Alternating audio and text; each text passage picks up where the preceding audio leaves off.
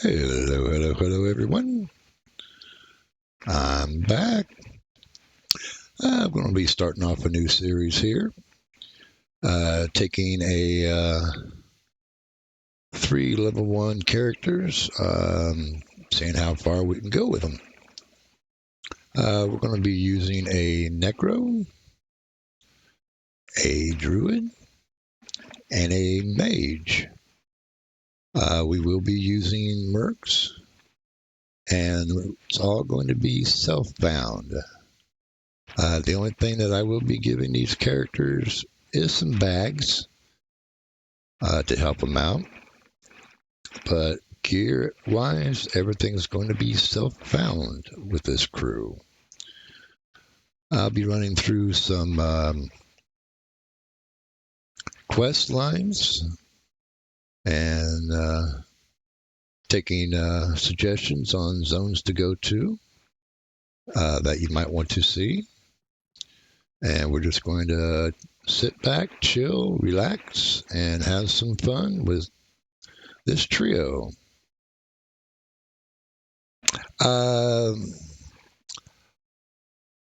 Pylos, how you doing this evening? And yes, one of them is a gnome. My magician will be a gnome because of the fact that I need a tailor for Ronovi. I mean, not a tailor, but a tinkerer. I don't have a tinkerer on Coronavi, so I'm going to be running a magician in the background, and he's going to be my tinkerer later on. So here we go. We created our character, and we're in the Mines of Gloomy Deep, the tutorial. I am running an Ixar Necro. So let's get started. Hail the guy here with you. Hit escape, and the quest line will pop up. Accept your quest line. He becomes a temporary mercenary for you. And we'll just follow along over here.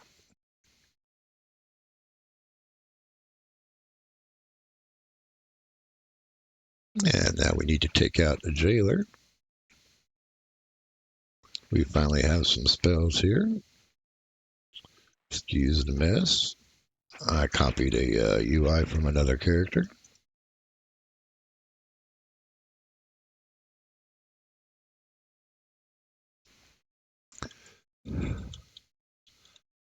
So we attacked the jailer.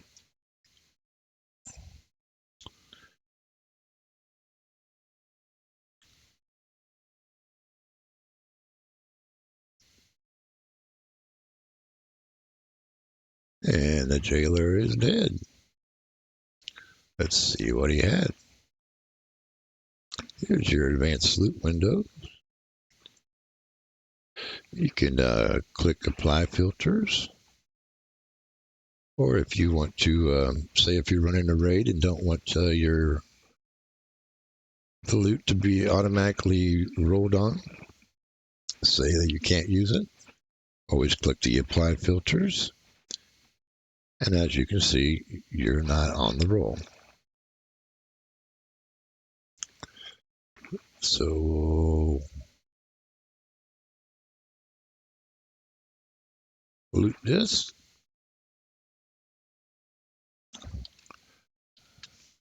And find it in your inventory.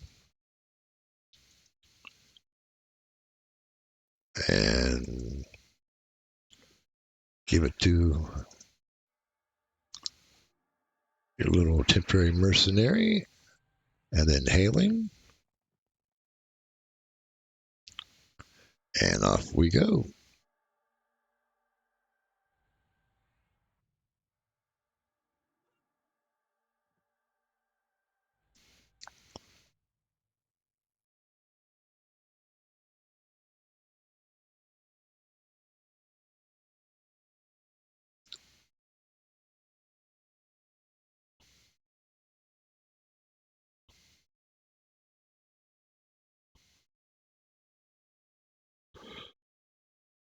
And like I said, I was using this UI on another tune.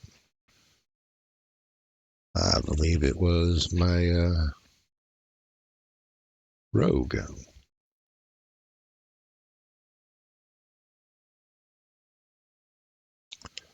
So now to find my spells. There we go.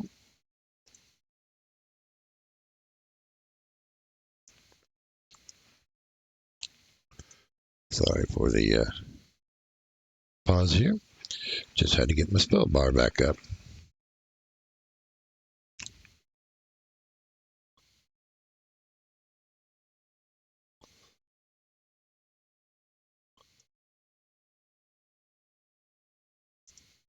Clear out some of this unused stuff.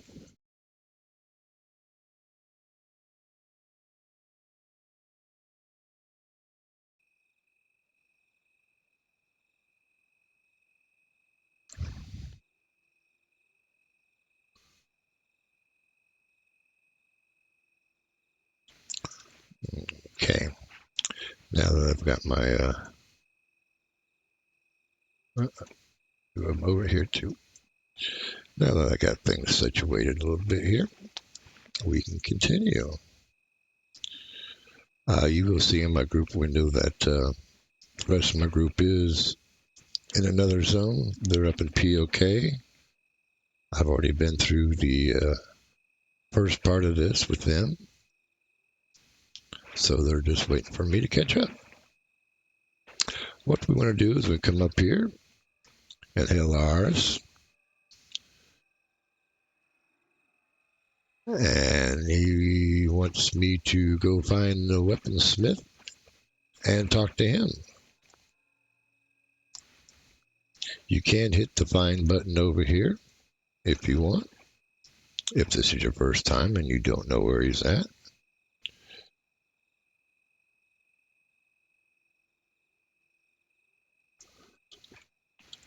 But Absorb is the person you're looking for. And what you want to do is take your weapon, give it to him, and boom, he'll sharpen it all up for you.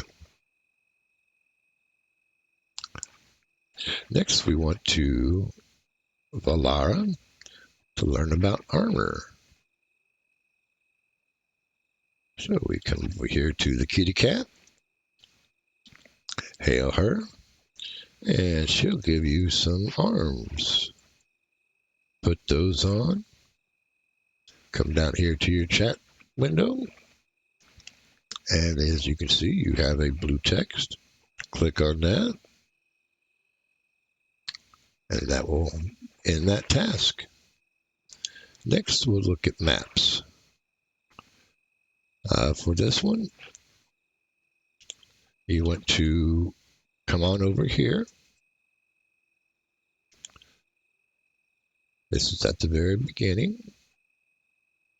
Show you on the map here. Mushrooms. Grab you a mushroom. And run over here to Zinhadia. I guess that's how you would pronounce her name. Give her the mushroom. And that will end that part of the task.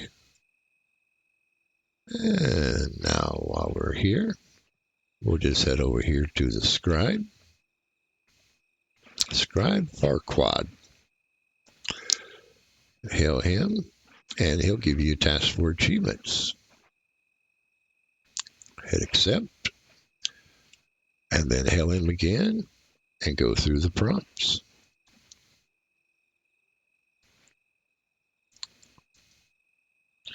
What this does, it opens up your achievement window, and you can take a look at some of the achievements that are per expansion. Personally, some of them I like to do, some of them I just skip over. The Buried Sea, I believe, is one of them. Yes, this is one of them I do enjoy doing. Reason being is there's a quest line that goes along with it, and it also gives you some nice armor. Season's Destruction. I do like to go through some of it. It gives you the Paragon line armor, which is very nice armor to get for 75 plus.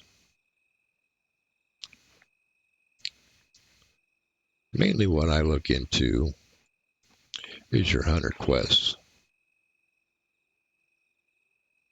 Basically, it's a list of different names that are located within that zone. And once you have defeated it once, you get a check mark and some achievement points. Nice thing about doing these is if you do enough of them, say like here, Hunter of Freyrot and Hunter of House of Thule, you get a reward, and the reward can look like a 26 slot 100 weight reduction bag. Not bad for just going around killing names and leveling up.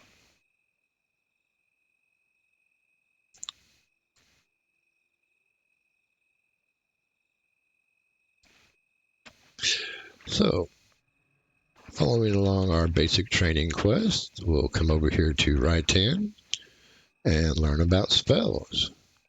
You want to come up and hail him and follow through his prompts. He will message you and give you a blue text in that message. Hit blessed. You gain a spell, and he gives you a buff. Hello, Soup. How you doing?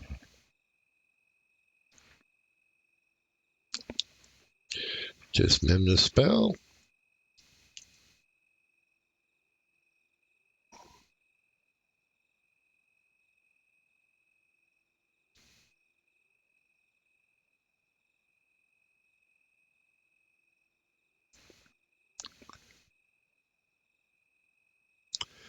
Going through my spell, just kind of rearranging them here for a moment.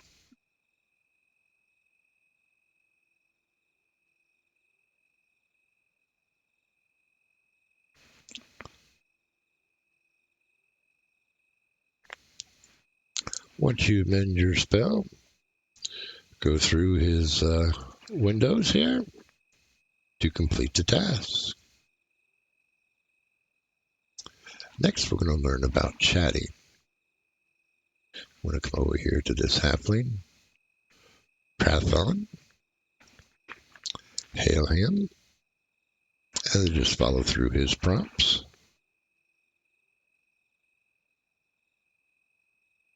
to get your task complete. After that, we'll come over here to this big troll and learn about the hotbars. Hail him, offers you a task for hotbars, accept it, hail her again, and go through the windows.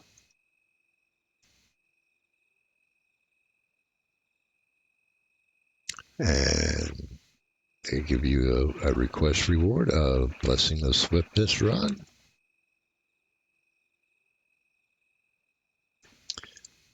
Right click on that, and it gives you a 5-minute run speed buff. Now that we've gone through that, go back over to Alars.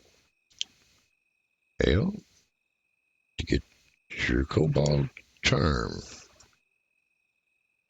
Nice little newbie item, just for running around.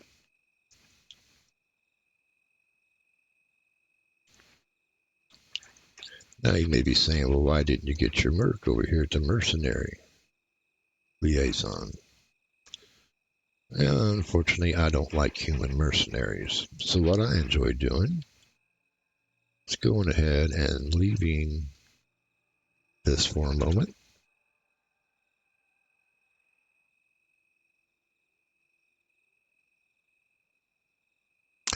The plan this evening is we're starting off with a Necro Druid Mage combo. And I'm just going through the tutorial and some of the things that I enjoy doing at the start. And we'll see how far we can go this evening.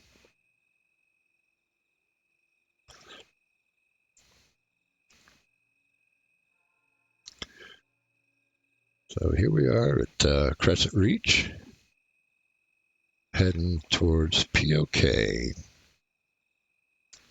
POK, Plane of Knowledge, is like the main hub. And that's where most of your mercenaries are sold as well. The reason why I don't like the human mercenaries is basically the height.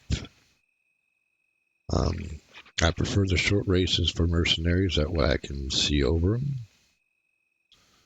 And I don't have to worry about line of sight and all that.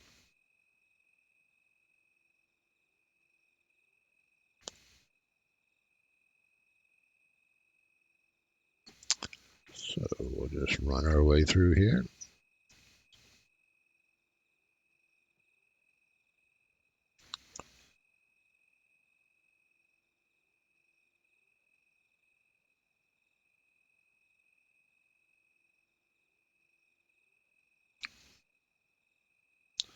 And we'll be back in here a little bit later on doing some fighting. Everything in here is basically non-aggro except after you zone. So you don't have to worry about Crescent Reach.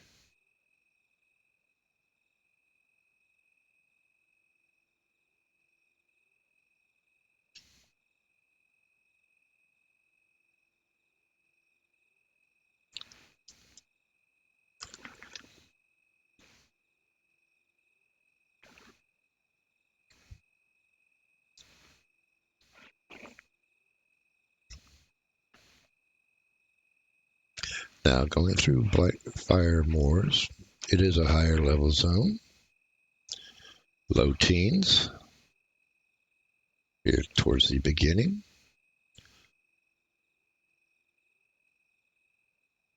But you can easily run through here if you stay high up on the wall.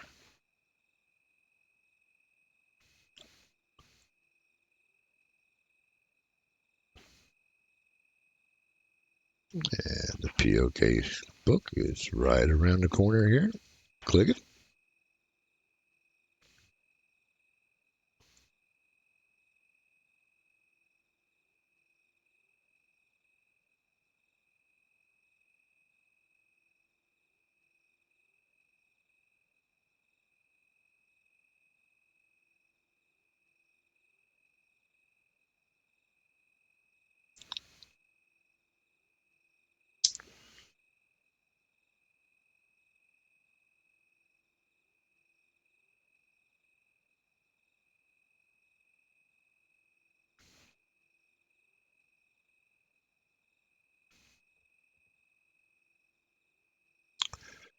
Now that we're in POK, a couple things to do while you're here is fellowship. Run over here to this building. Oh, forgot something real quick.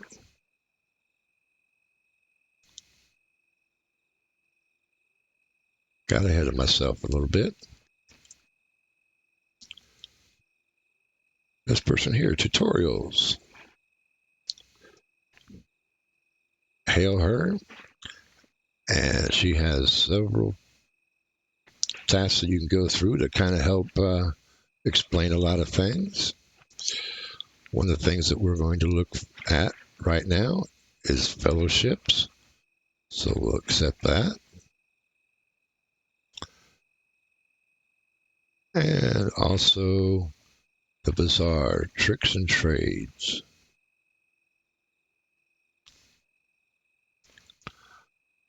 So now we can go through here. And we'll talk to Randall about the fellowships. Hail him.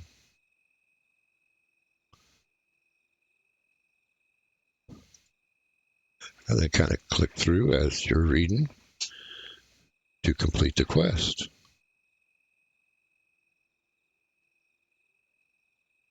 And if you need more information, he does have 2 blue keywords down here in the chat. And it does tell you a lot about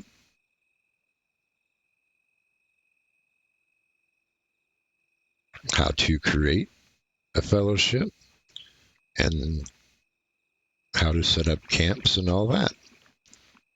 Basically, what you want to do is Control Shift F brings up the fellowship window.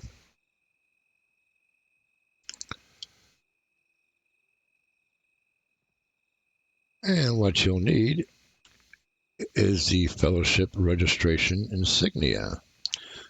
They are for free, and they are located on this little gnome fellowship vendor. Go ahead and grab your fellowship insignia.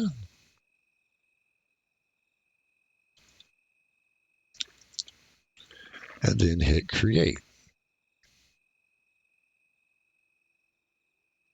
That puts you as the leader of the fellowship. So now you can come over. I'll be coming over here to the rest of my crew. And we're going to be inviting them.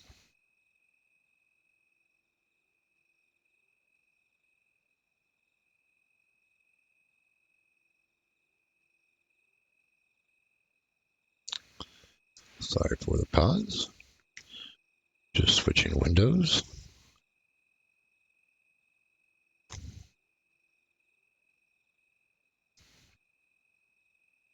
And now we've got a 3-man fellowship here. Well, what's so important about fellowships?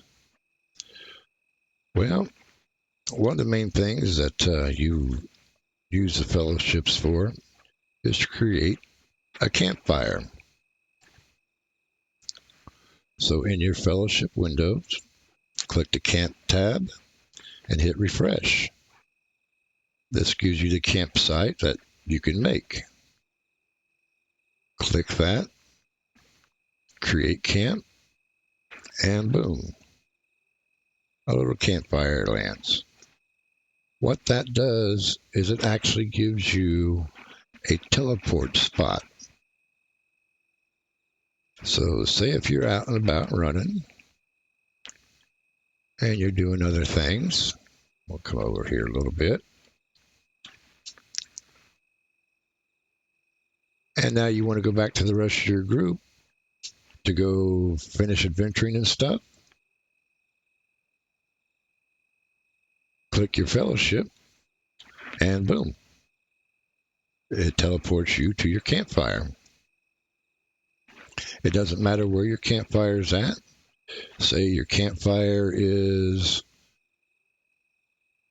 in some other zone, say the Firot, if you're doing House of Thule, and you're up here doing some selling or stuff here in POK, click on that registration, and it'll port you automatically to your campfire in Firot. Nice little teleportation to try to get things accomplished. Say you're out adventuring, your bags are full, lay down a campfire, come into POK, sell, and then just teleport back and continue your way. Or if your party wipes, an easy way to get back to the zone is your campfire. So now we'll take on the Bazaar quest. And the reason why I like doing a Bazaar quest, because it does give you free bags. Nothing better than free bags.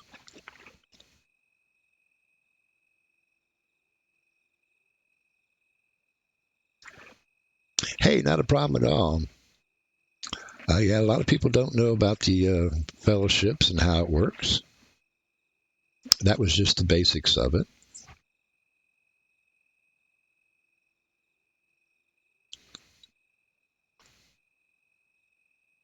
The thing is, you are required to have at least 3 people to lay down the campfire, which is why I always like running a 3-man crew. That way I can do a campfire.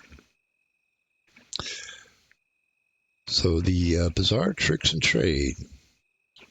Want to come over here to Debo. Hail him and follow through his text. You got a little blue and follow through until you get your task complete. Now we need to talk to Nerman inside the bazaar. The bazaar is located right here next to him. So in we go.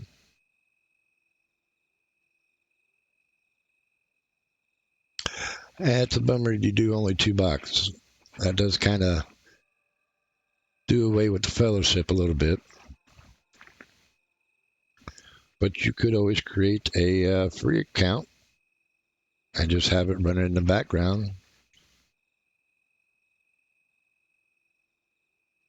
That way you do have your 3 people there to lay down the campfire.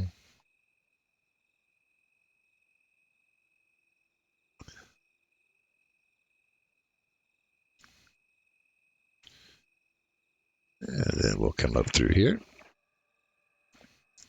and talk to Norman. And basically, he runs a business here in the bazaar.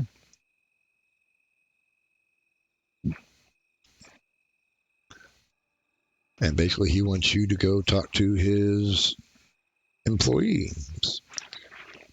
He's got one as a buyer and one as a seller.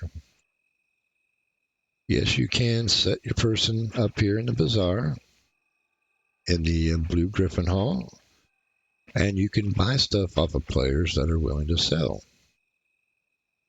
Say someone got done farming and they got a bunch of trade skill items they just want to get rid of.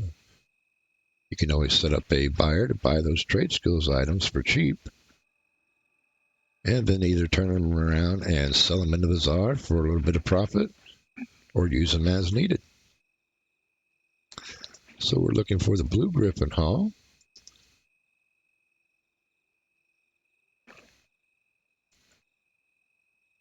And you run over here to the portal. Task complete. Now we need to find Elan.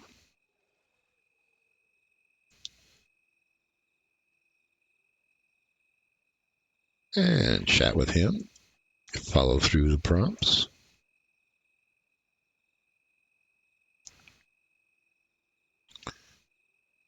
And now that we've got that task complete, we need to find teleporter to the Red Dragon Hall.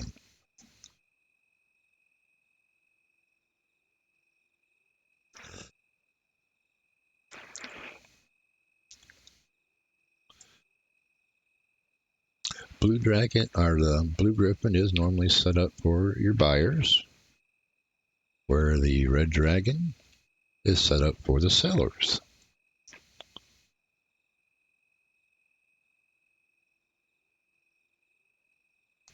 Just follow the tunnel to the porter.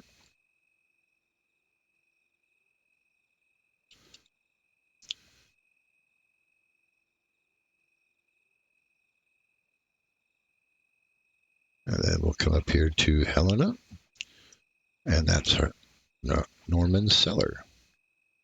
Hail her, and then follow through the prompts.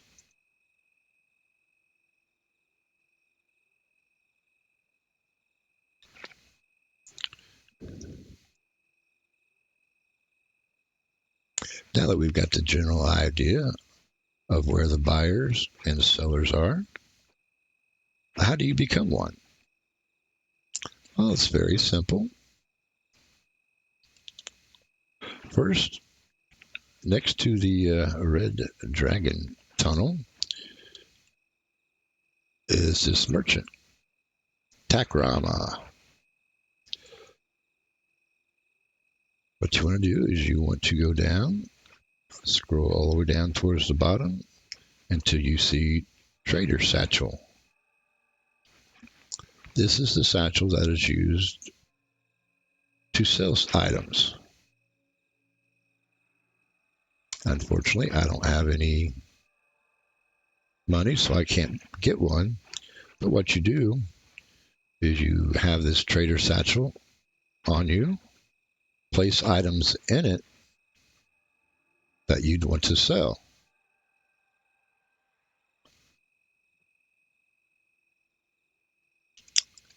Then when you're ready to sell, you want to type in /trader,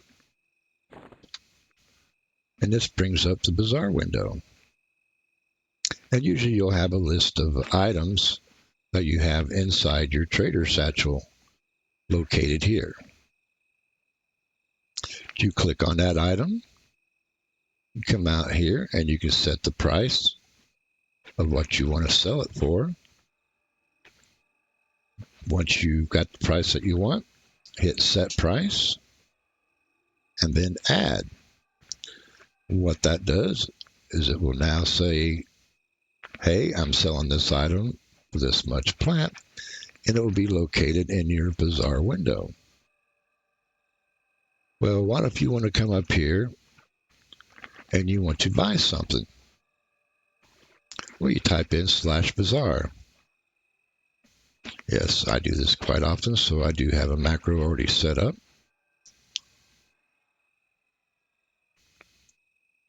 That is just /bazaar.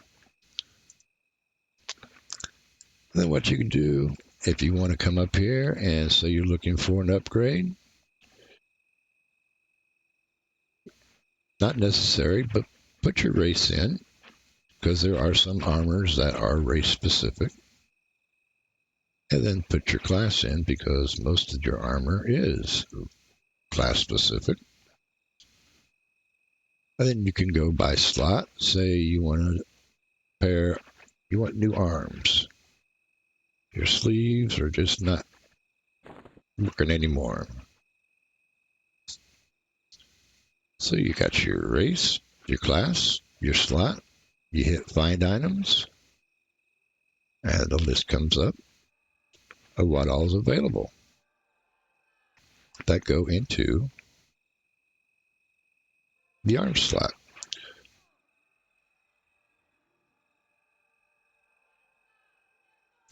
And some of these are augments.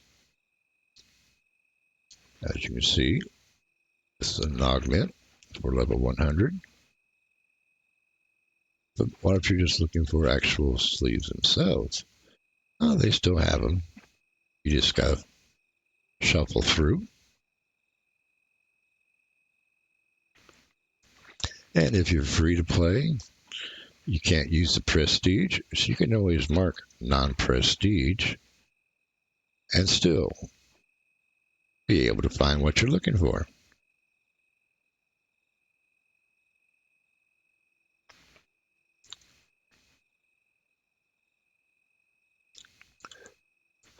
So now that we've got all that done, and we've done our running around inside the bazaar, we'll come back out.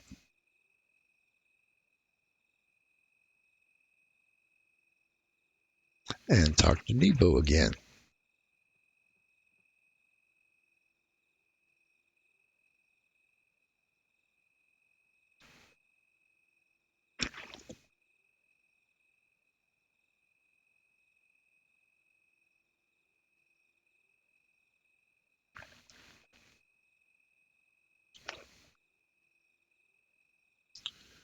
And come over here. Hello, Nebo. Go through his prompts. And that ends the task. And he gives you a Sturdy Traveler's Pack, which is 10 slot, 50 weight reduction. Also, he gives you a Trader Satchel.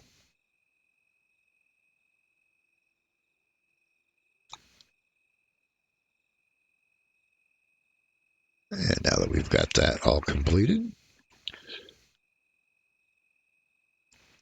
Trader Satchels are slightly heavy at 25 weight. So I'll just run over here and drop that in the bank.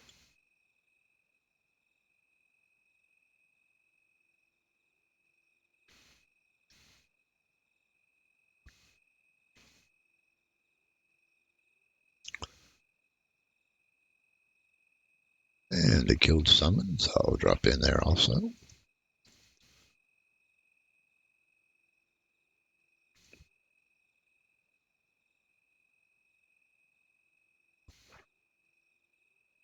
And like before, I said I'm not going to give him anything but bags.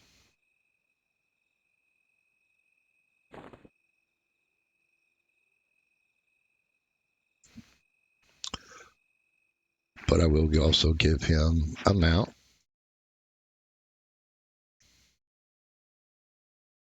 Since he's going to be needing one anyway.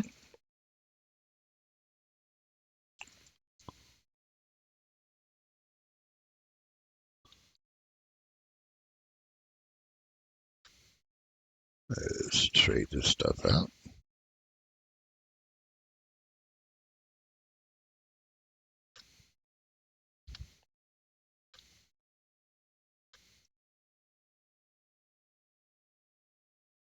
And he's also got a whole bunch of bone chips already. Luckily, they were in the bag.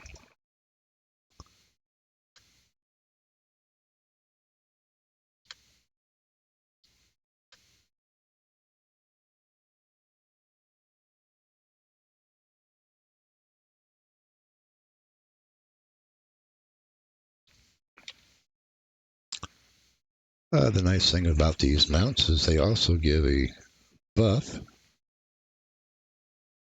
Mount Blessing Aza. And as you can see, take a look at my hit points and mana. They were all max. Now I'm depleted. The reason being is because the buff itself actually increases your endurance by 250, your maximum mana by 250, your AC by 36, your maximum hit points by 250, and increases all resist by 25. So it basically makes you God mode in the newbie area.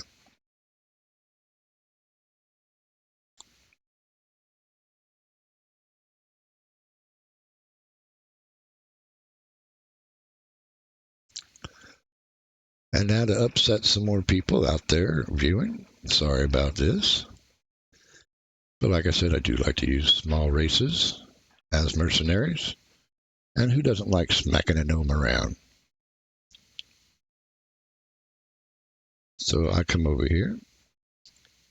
Make sure you get journeyman if you can.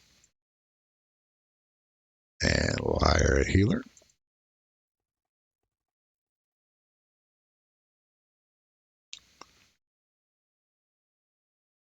And then we'll hire a tank.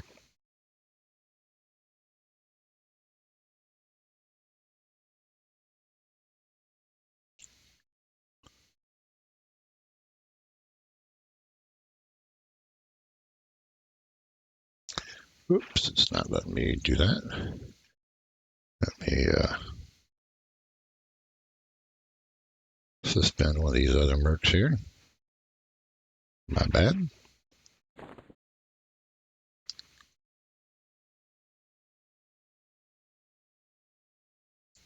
Ooh, I forgot. This account only has one mercenary slot. My bad. I'll have to get him some more. But I do like using the gnomes. And you can smack a gnome around.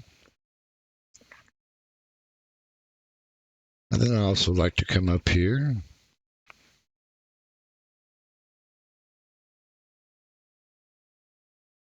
to the high elves, where you can get brownies.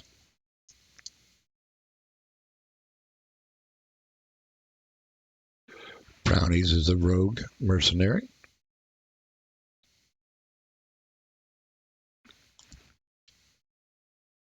But since all I can do is healer merc for this one, yes, gnomes are great for kicking.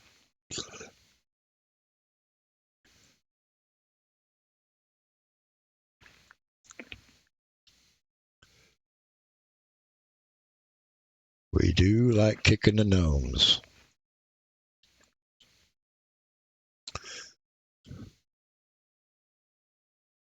So we've got a healer merc.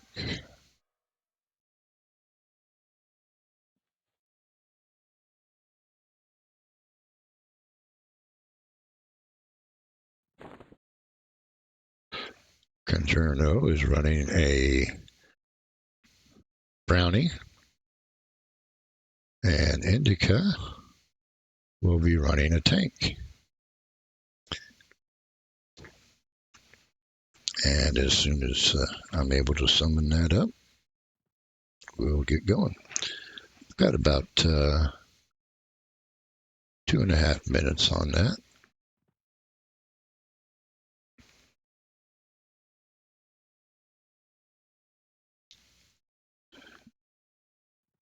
So anything exciting happening out there in viewer land? We've got 3 people in so far.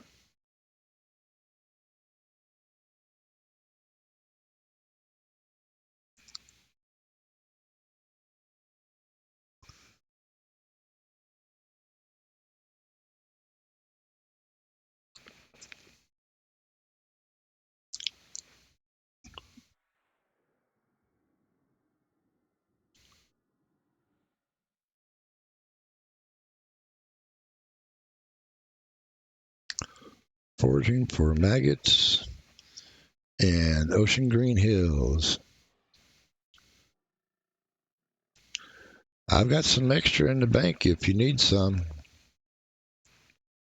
You'll just have to catch me later on when I'm done streaming.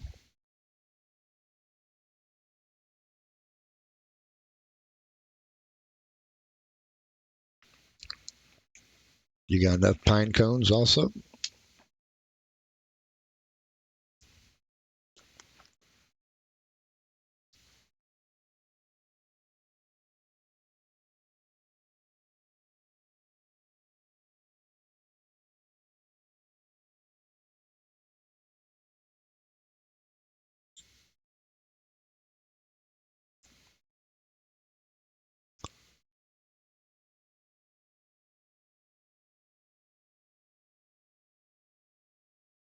Not a problem.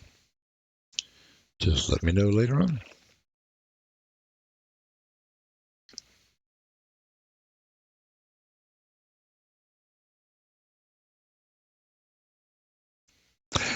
Yeah, I've got to mess with the moderation on here. It kind of flagged that comment since it said, I'll hit you.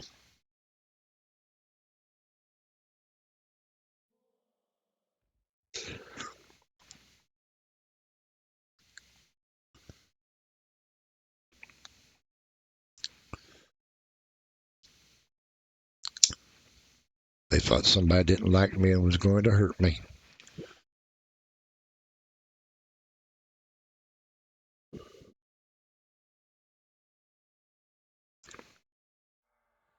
Oh, okay, mercenaries finally popped now. And we're actually ready to get back into the tutorial. We'll mark the tank merc as main tank and me as main assist. And to get back to the tutorial, you come over to the tutorials woman, hail her, and send.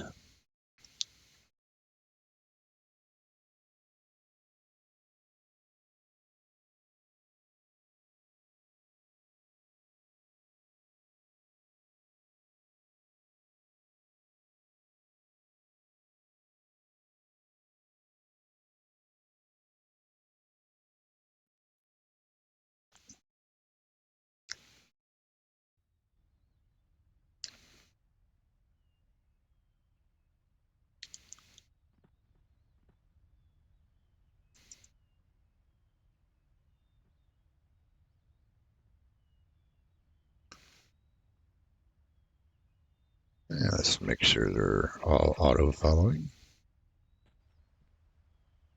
There we go.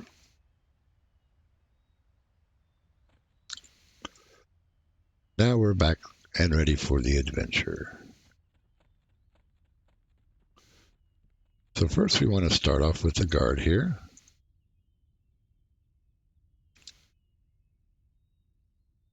Cleaning the vermin nests.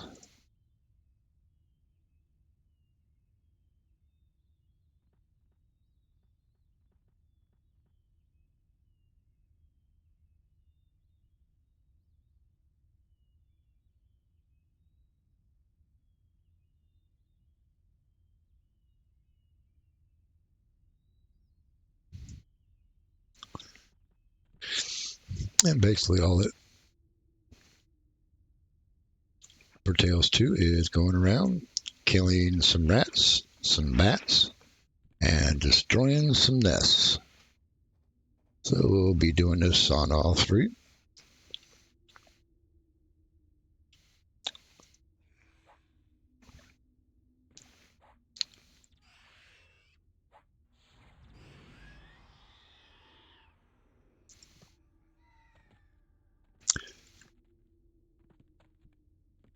Bad verbiage.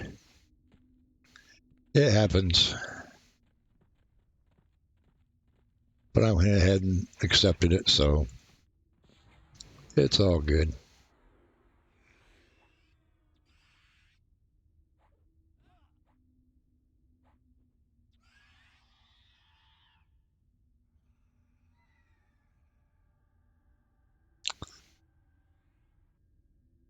Yeah, we'll go ahead and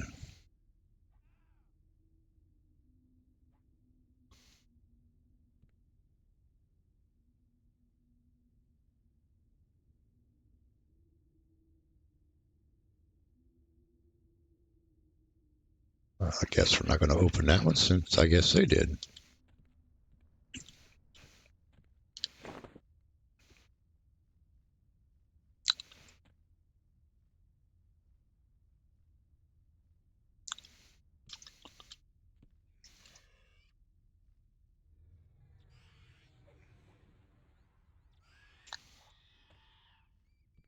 Now, a lot of times you'll see people just bashing away and trying to kill these barrels.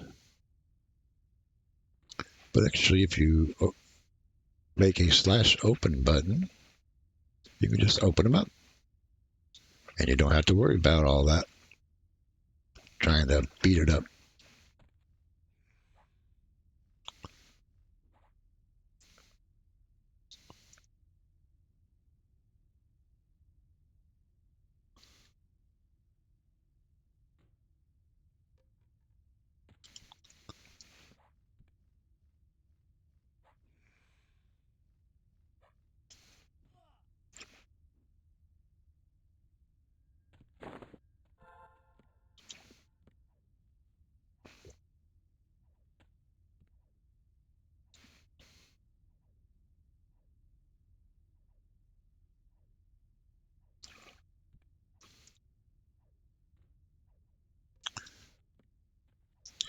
Let's see, we need a couple more bats, 5 more rats, and a whole bunch of nests.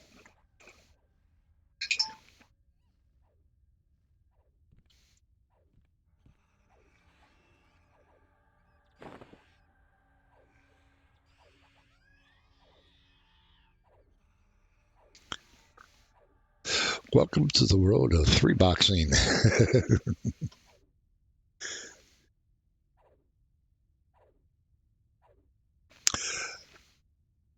Now, one thing that I think is odd is looting the barrels. If you're in combat, you can't loot them for some reason. I kind of think that's silly, but I do open up all the barrels because of the fact that you do get bags in those barrels. And as you can see, I don't have many bags, so bags are always good to get.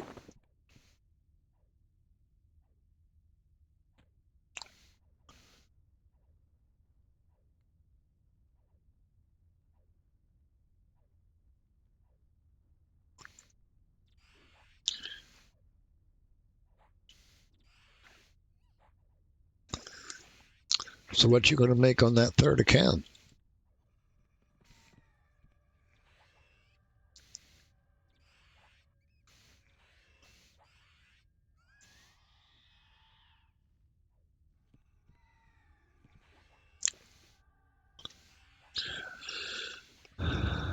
Well, depending on what other that you run with, a Bard wouldn't be bad because you can set up a melody key. You're running Ranger and Shaman. A Bard would be perfect with that. Just set the Bard in the back, playing a slash melody, 4 or 5 songs, and you'll be surprised how powerful you become just with the addition of the Bard songs.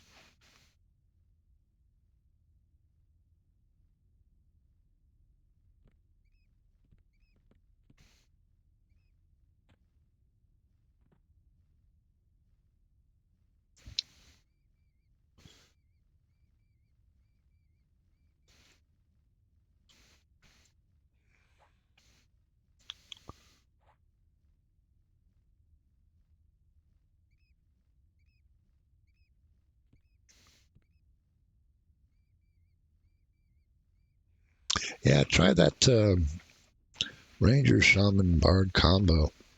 I think you'd kind of be impressed with the way it is. The makeup of the group and what the Bard will add to that little crew. And you don't have to melee with him, just have him sitting back, following around, and playing his music. Just make sure he's playing some Led Zeppelin along the way.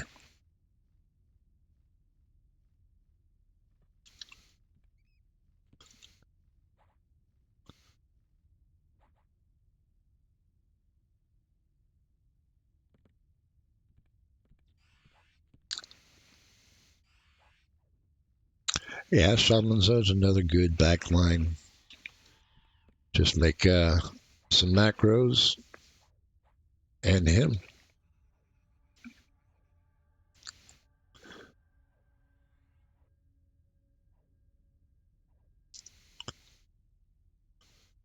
Well, my mage is done with the nests.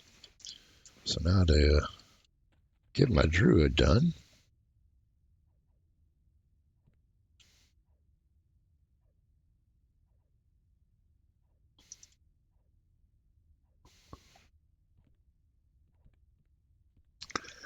Got all the killed count done.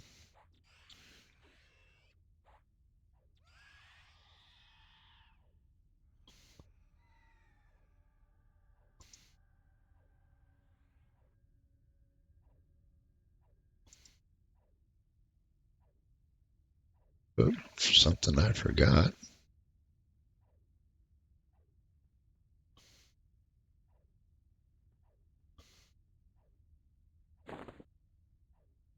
I forgot to set up my loot window for my mage.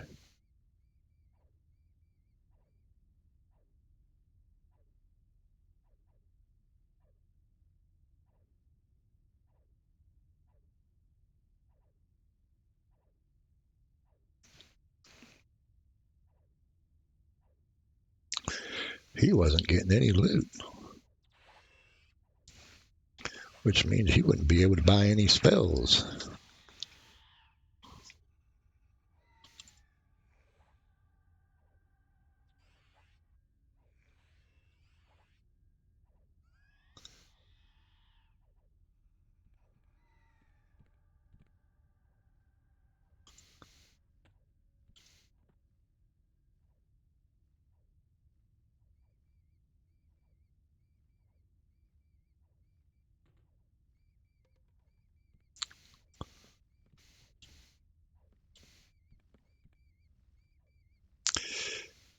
He's going to rock and roll all night and party every day.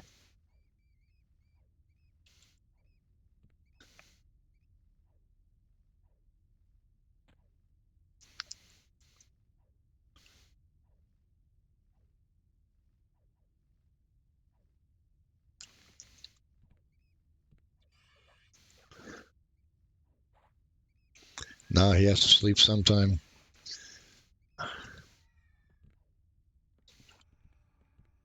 Sleep, what's that?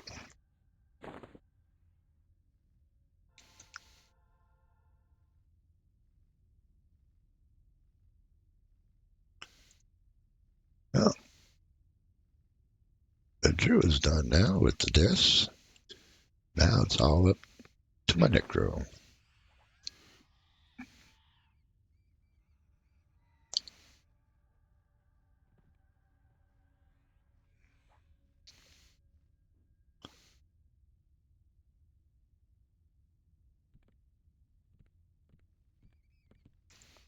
Sleep is your best friend. My old man naps are my best friend.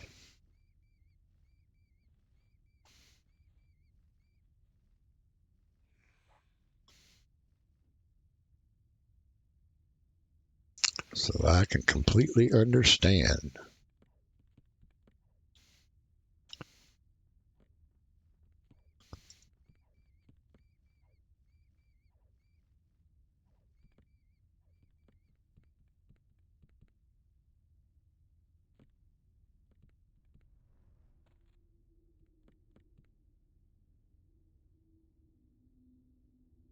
And I've got all my discs now.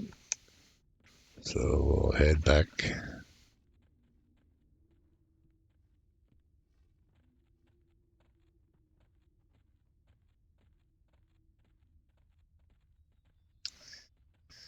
And this is where we turn it in. Basically, hail them. And they give you some pants.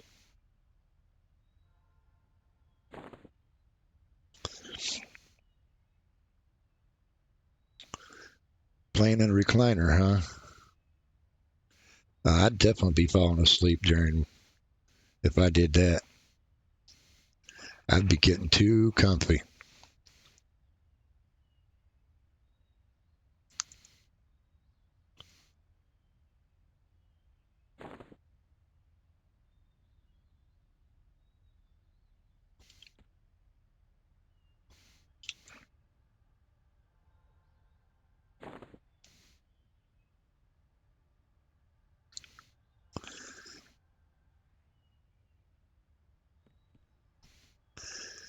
And we are level 3 and still haven't gotten any spells yet.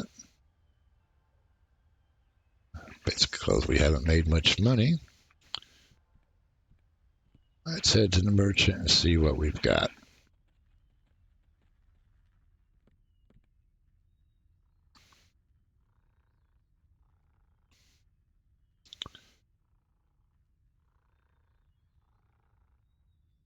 Rat ears. We do want to save the rat ears because they are a trade skill item.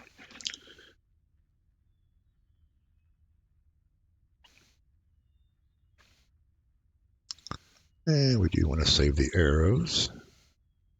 And save the bat wings. And fishing grubs. Oh, I don't need that lantern. So basically, we didn't have much to sell.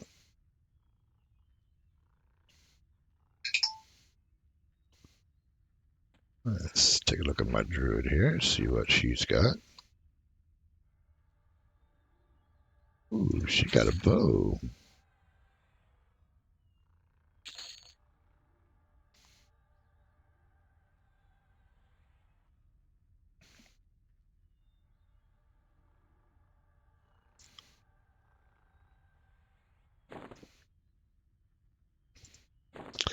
And yes, I am the type of person that does hoard all my trade skill items.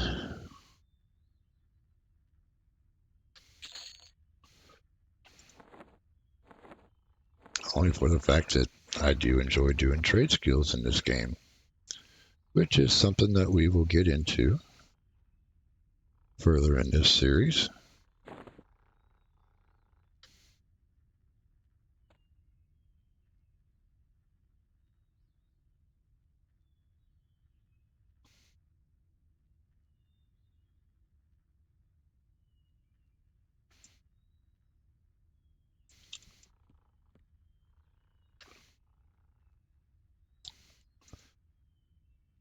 Trade Skill Depot.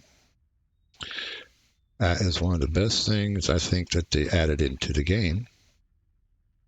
Unfortunately, I haven't bought it for this account yet, but I do have it on my main account. But what that does is it gives you, starts off with right around 250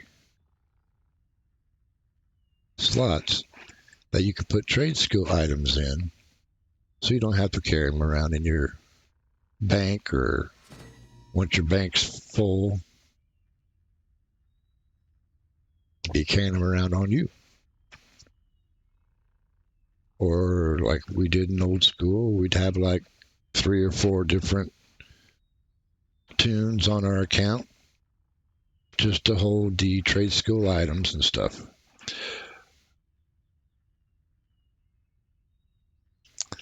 You hoard the items but never do trade skills. Don't like doing trade skills? Hey, we're up to 5 viewers. Thanks everybody for joining.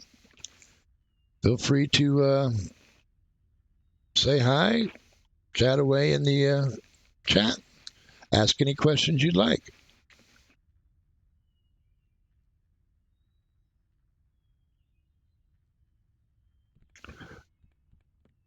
Now that we've had a chance, let's put these grubs in there too. Now that we've done our selling and banking, let's get back to the quest lines. You want to come back over here to the guards, and now he has 2 quests for us. And you want to accept them both. The first quest is to deliver 1 class 1 wood point arrow, which you loot out of the barrels that we were opening up earlier. Luckily, I got 6 of them. So if you take 1, hand him 1, and that completes the quest.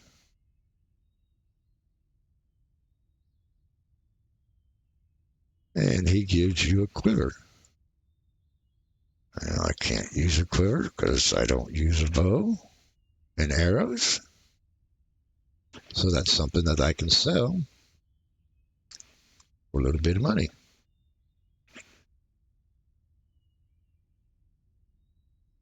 Now, each one of my tunes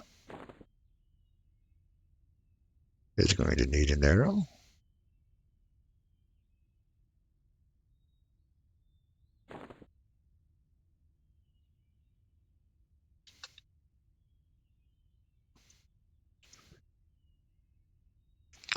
So now my druid.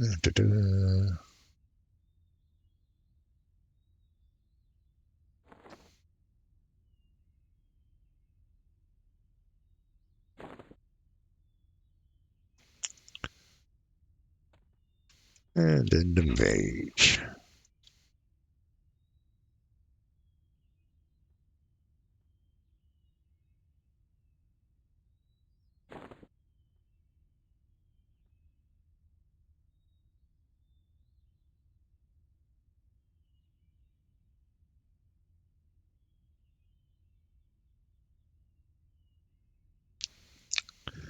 And once you got the quests from him, you want to talk to the guard next to him. And she actually has a couple quests for you as well. And they will be in the same area.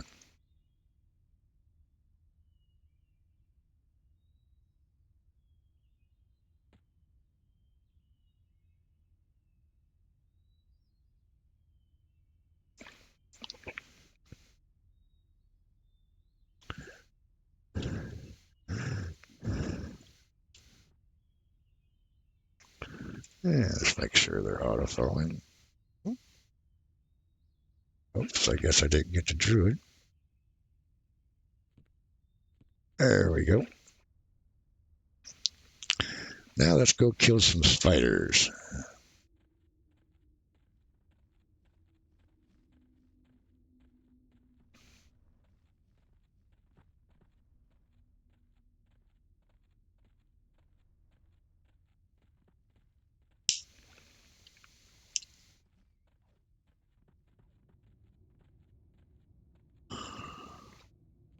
Now that we're here with the spiders, we'll just go on a killing spree.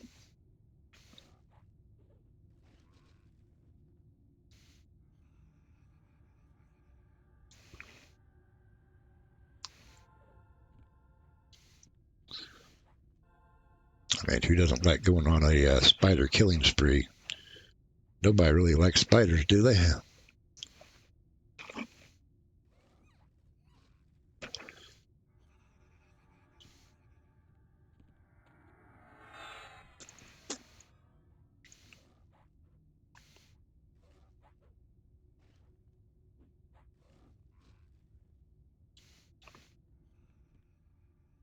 And part of the quest, we have to loot 4 gloomy deep cocoon silks.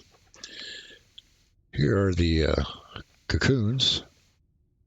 And again, just hit open. And we'll start off at the top and work our way down. That's one for the mage.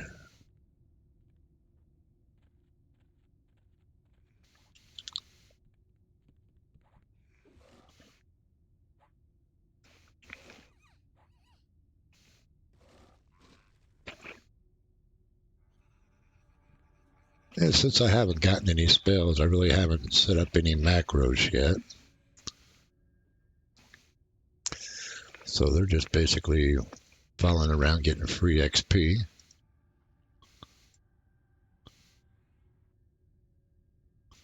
Kill them all, they say. All right, we'll just kill them all.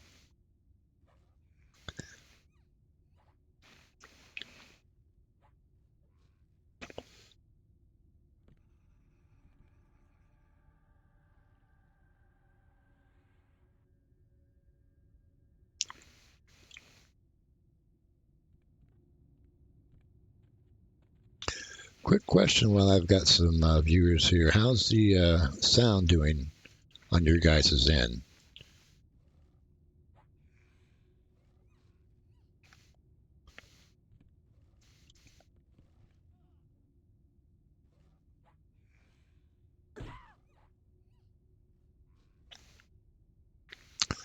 Okay, just wanted to make sure.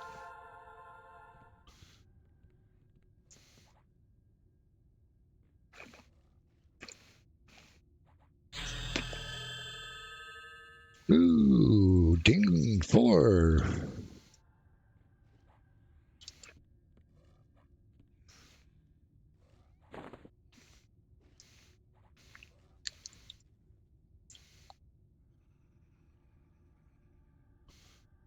Let's see, how many does the mage have now? Oh, we need one more. So that will go to the mage.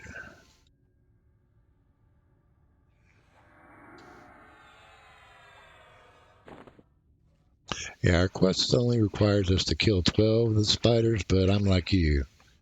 Kill them all.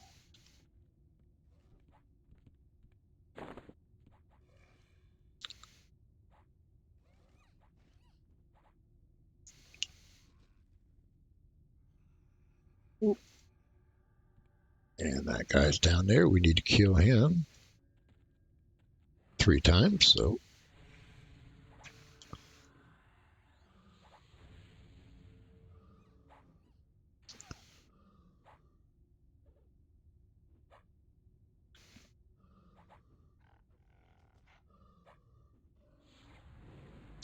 And we need his Glooming Deep Violet. Give that to the mage.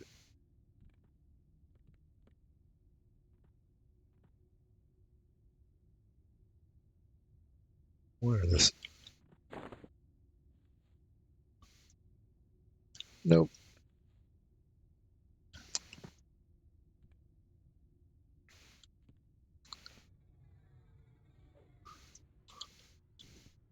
So we'll just go around, kill some more spiders, and collect some more silks till he spawns again.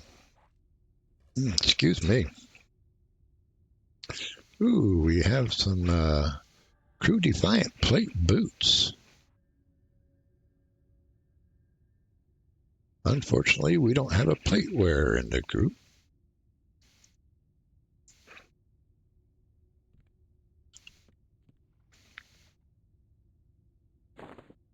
So nobody can benefit from it.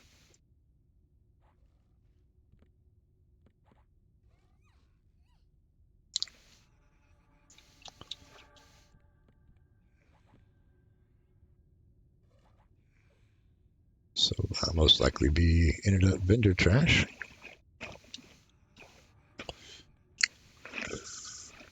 Or if you are a newer player and don't have much in the bank, you can always bank those and use those for another tune. If you're like me and a autoholic.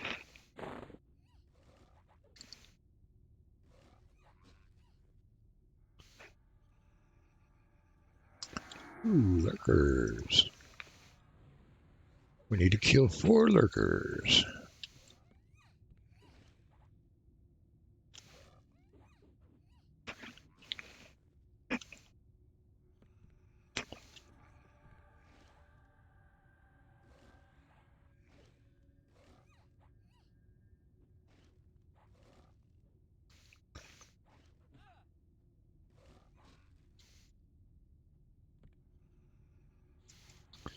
Yeah, that's pretty easy.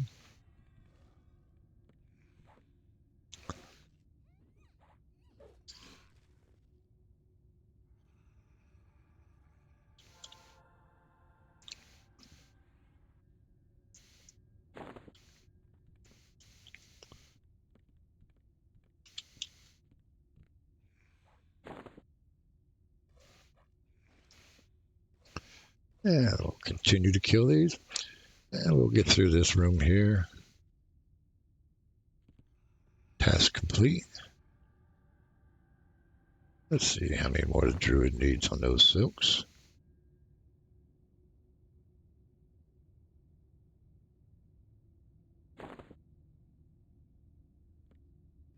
She needs 1 more now.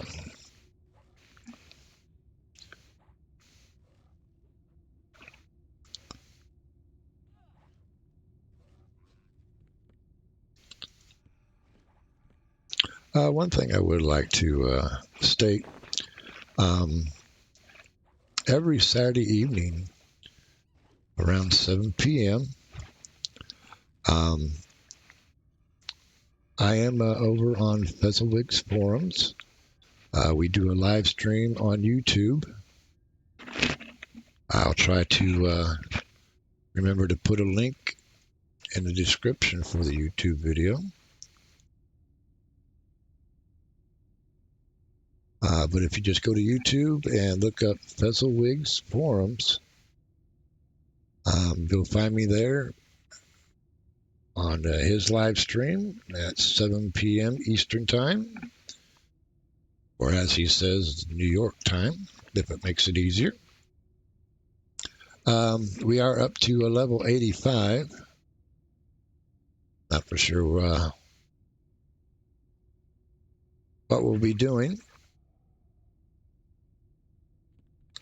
Basically, every week we're just kind of get together, figure out what we're going to do, chat, chill, relax, joke around. Basically, old school EQ. Oh, our guy's back up.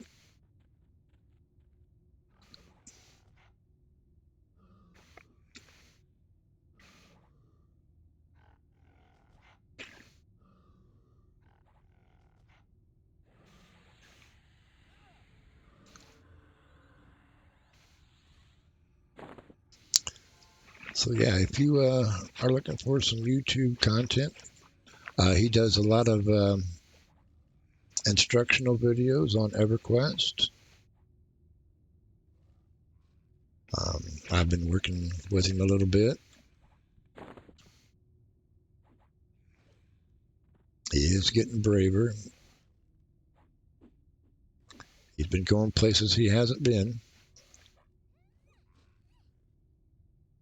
But it's just a nice, chill, cool time. Let's see, we got any more cocoons? Yep, she needed one more.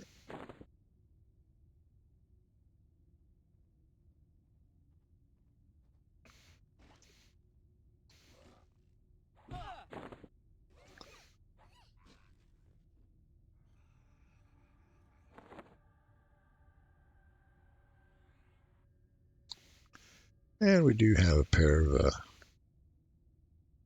plate arms, crew defiant. And again, nobody's a plateware, so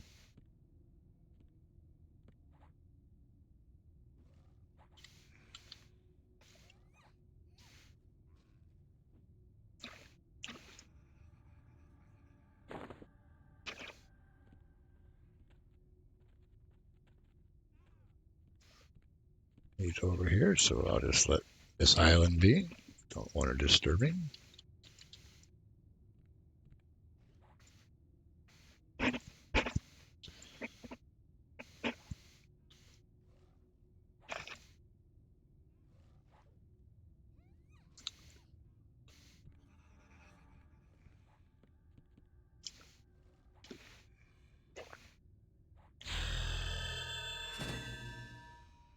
And ding 5. Woohoo! Everybody's done except for me with the silk, so now it's my Necro's turn.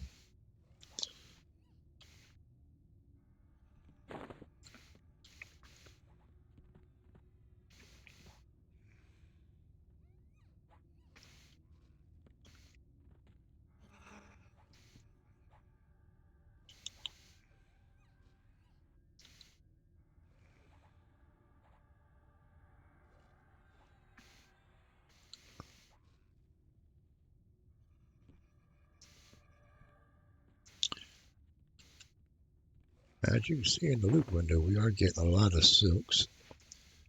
When we need silk, our quest items, we turn those in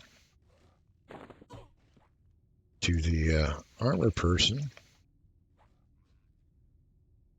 Alara or something like that, and she turns them into burlap armor. So if you have any empty slots, she can possibly make you some armor to fill those empty slots. The only thing she doesn't make is your bling, your jewelry.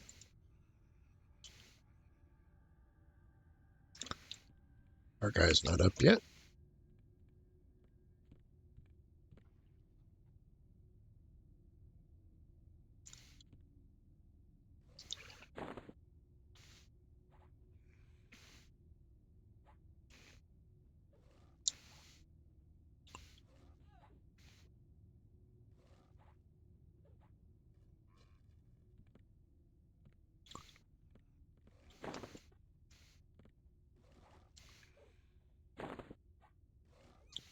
And I need 2 more silks.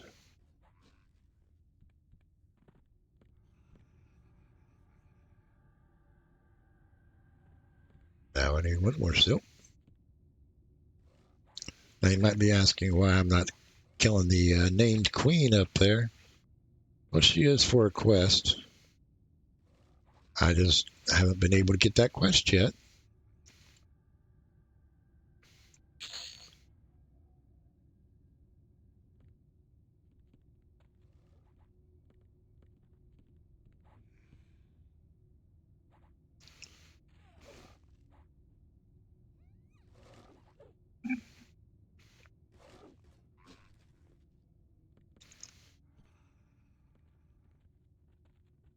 Oh, our guy's back up.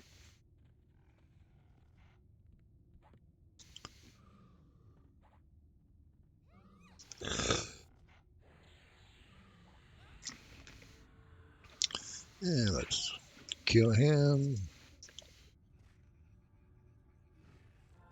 Get my flower. And I need 1 more silk.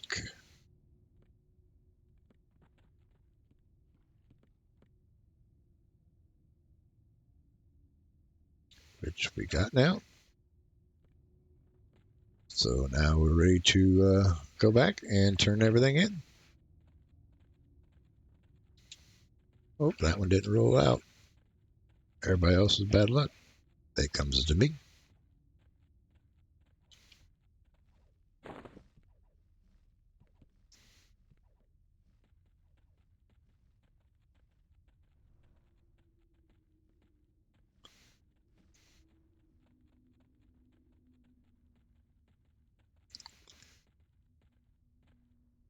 So as we come in, I want to stop back at this guy, hail him.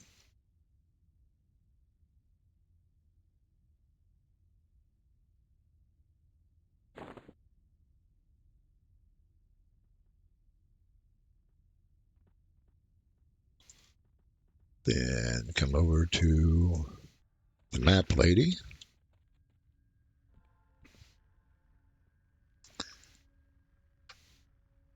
She likes to be courted, so give her some flour.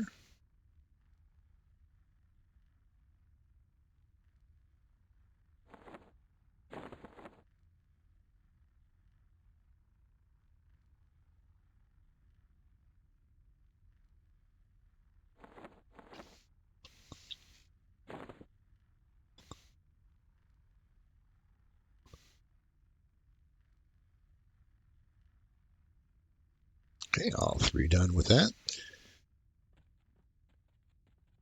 And now we just need to deliver the 4 cocoon silks.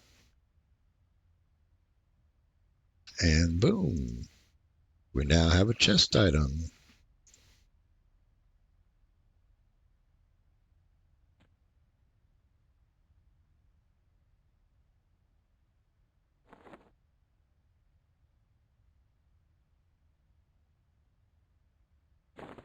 Oops. And there's the druid. She's got her chest item now.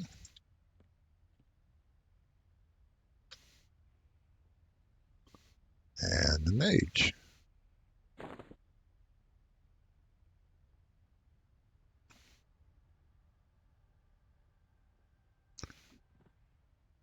As I was saying with the glooming deep silk,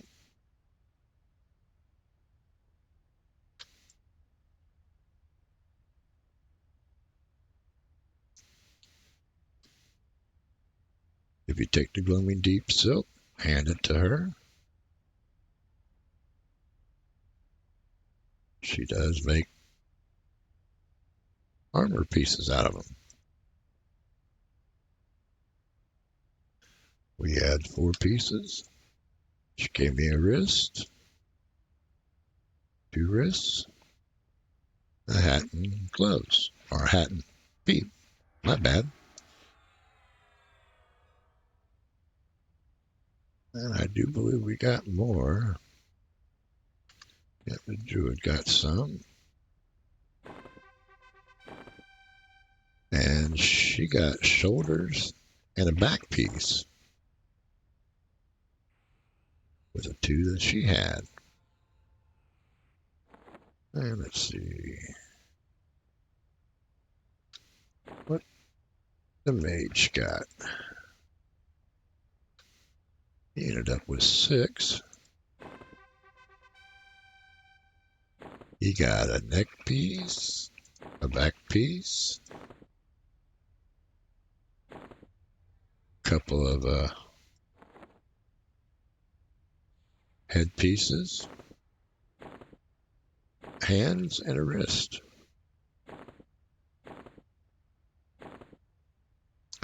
Now, what if you can't use that or don't want to use it? Well, after you had her make the armor, it actually sells for more than what the silks were originally. So that's why I always get the silks and trade them in for armor to make a little bit more plat.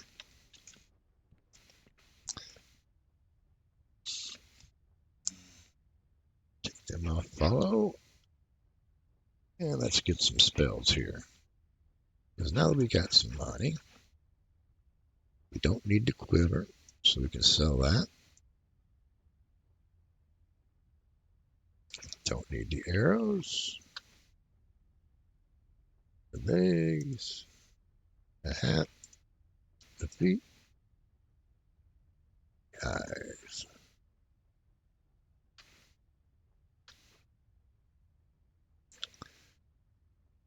Now, when you're looking to buy spells, as you can see, the spells are all arranged by alphabet.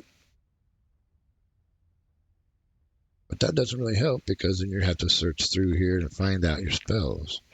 What I like doing is up here, click level, and it will rearrange everything. So now all your spells are arranged by level. Makes things a little bit easier. And let's see, we will get Disease Cloud.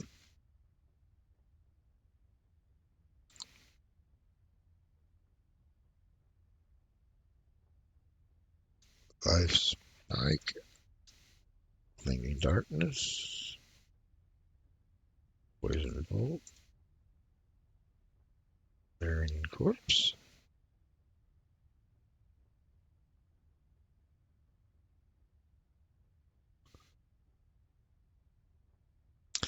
Dark Pact, which is our Lich, low-level Lich.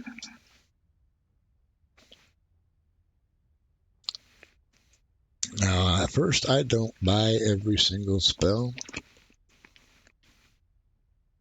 because a lot of the spells are situational or you just don't use at all.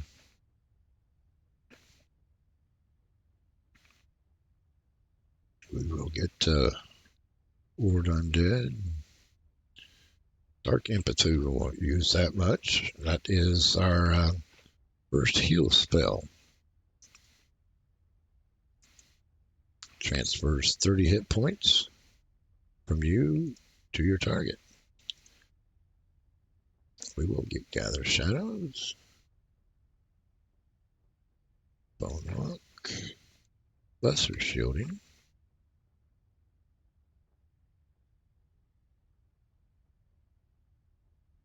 Leech,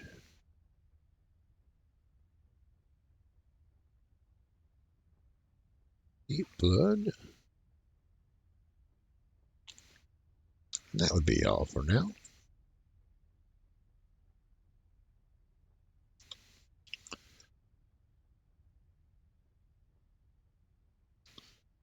So now we'll just go through,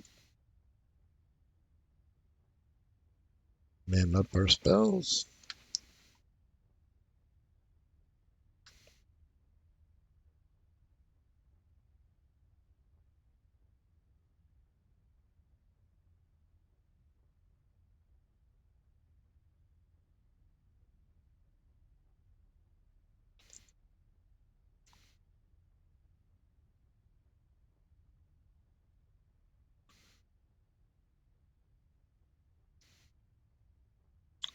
And now that we got new spells, let's go ahead and arrange our spell book a little bit so it makes it a little bit easier on the eyes. Eventually, I'm not going to lie, it's going to go to waste. But for now, it's a good attempt. So we did get an upgrade to our life tap. So let's put that there.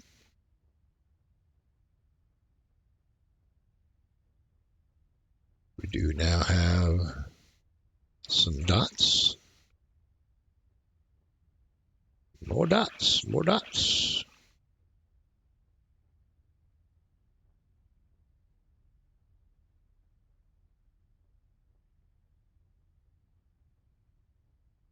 Yeah, we'll got our snare.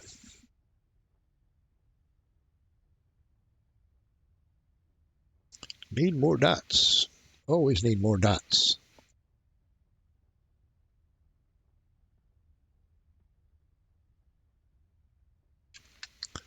Okay, now that he's taken care of, if you give me a few moments here, I'm going to take care of the druid and the mage real quick.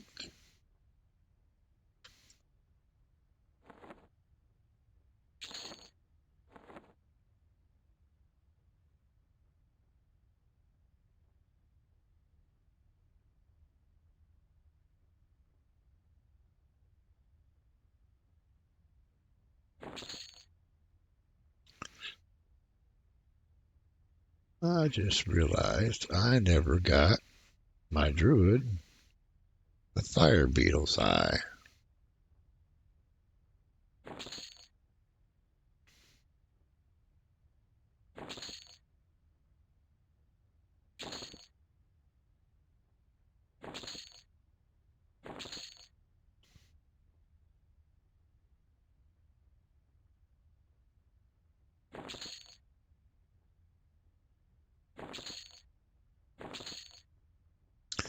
So that's something I'm going to have to end up doing is going to get the fire beetle eye. Otherwise, my druid can't cast some of her spells.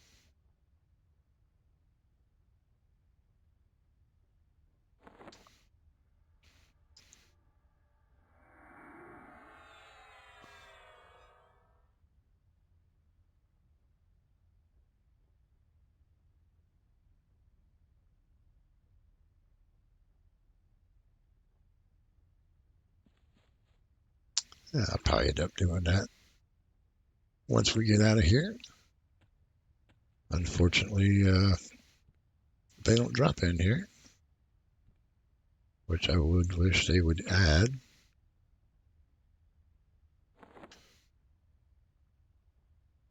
Because we do have the druids and the rangers that require the fire beetle eye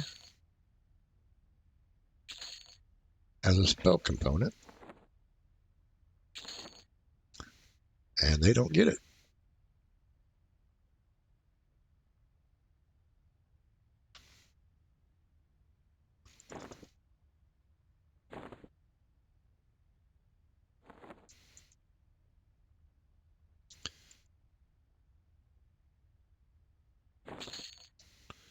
And trying to get some, got the druid done, now doing the mage here.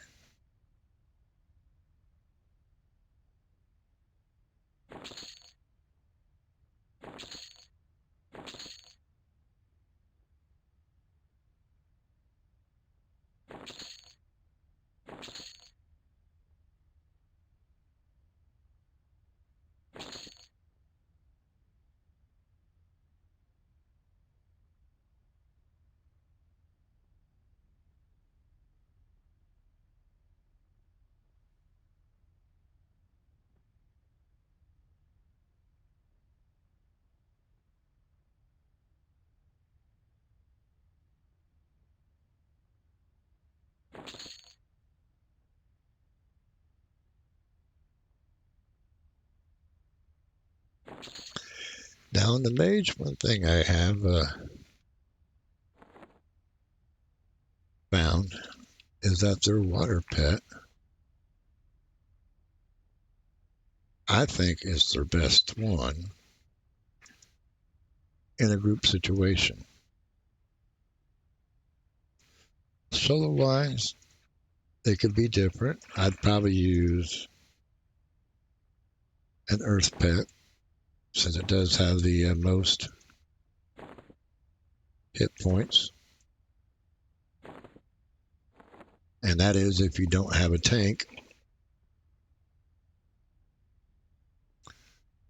Otherwise, I normally use the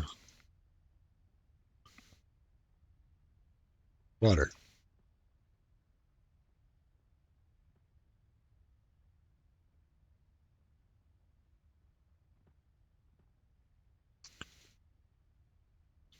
Sorry for the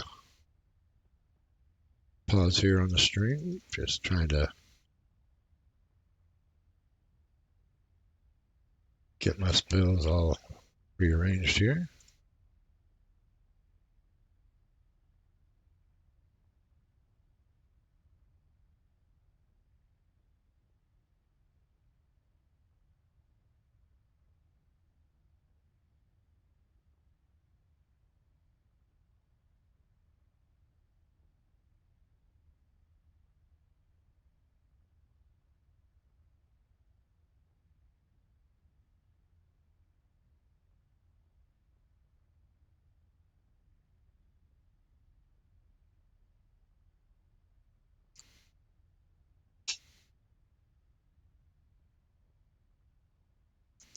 Yes, I might notice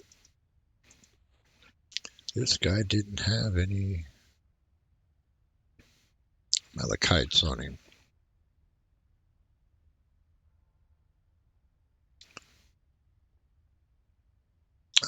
No, they sell them here.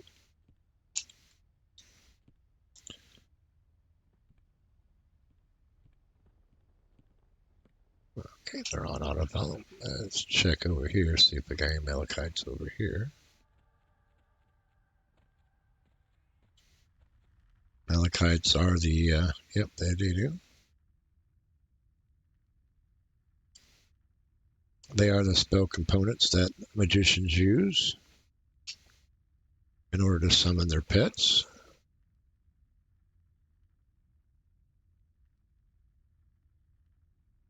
And we'll get 10 of them for now.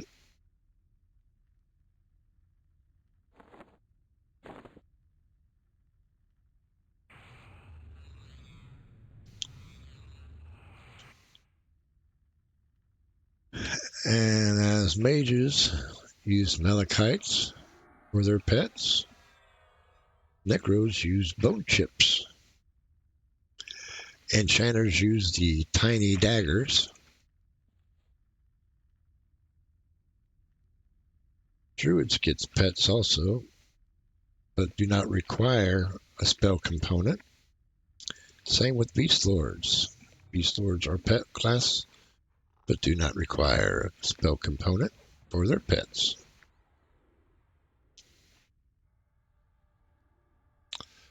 Now we got Mr. Bones.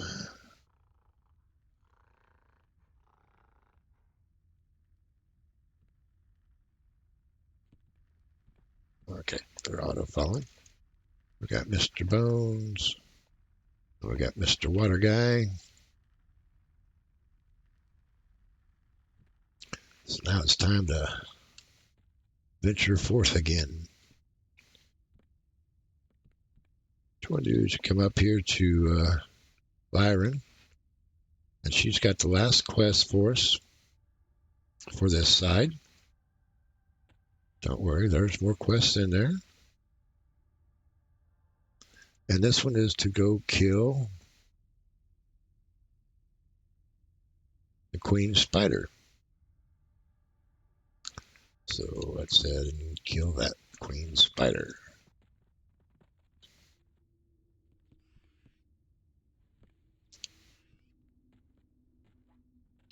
Cue the dramatic music in the background.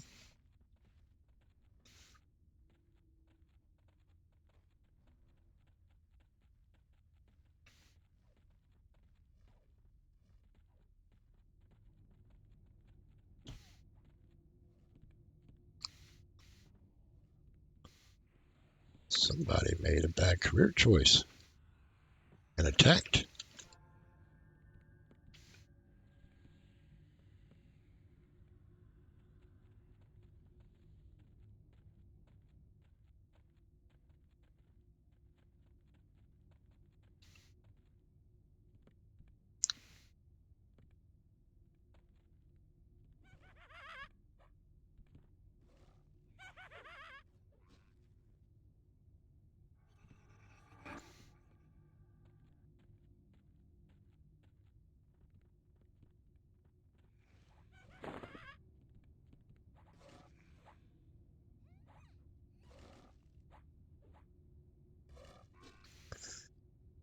Okay, now the big queen.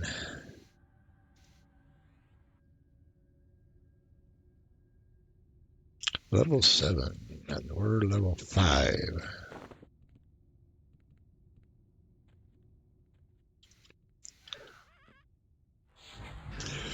But with the tank mercs that are in game and their hit point regen that they have,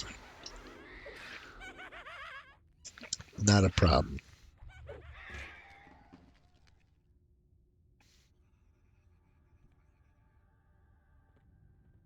And once we kill her, we'll head on back.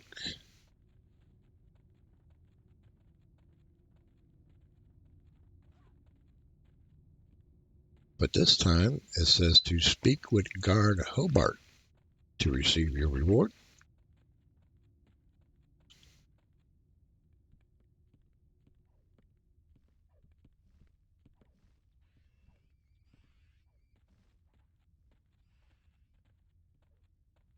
And he's up here.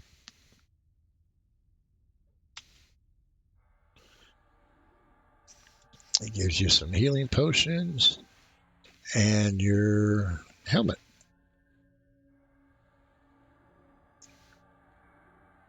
Ah, yes, the good horns.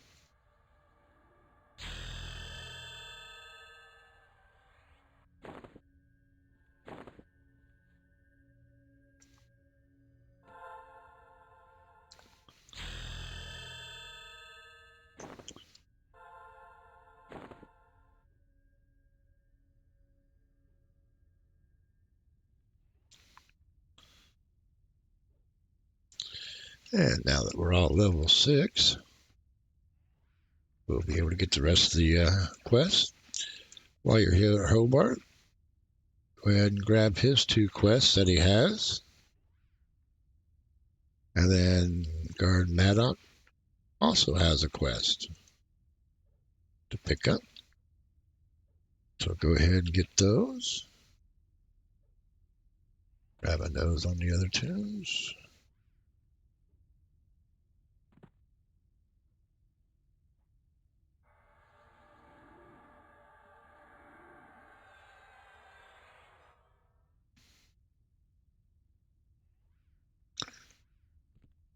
And off we go. Looks like somebody's been picking up the barrels. Don't see any. And then what I enjoy doing is going to the left side here first.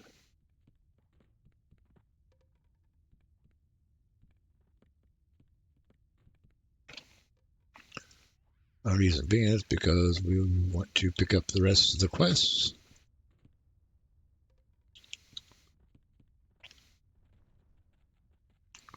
And of course, while we're here, we're going to kill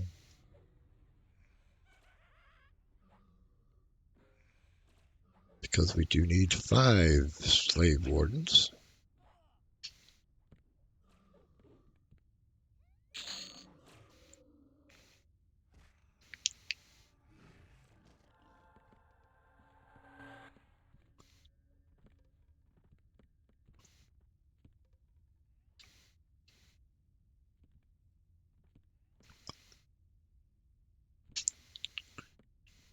Doggone window notifications.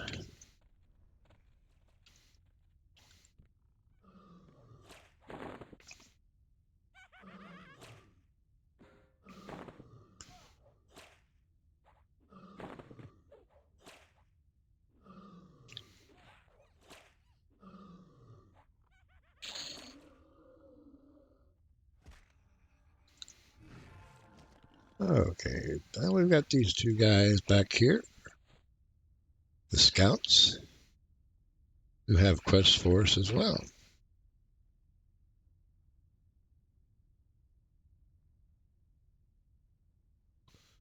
Each of them has 2.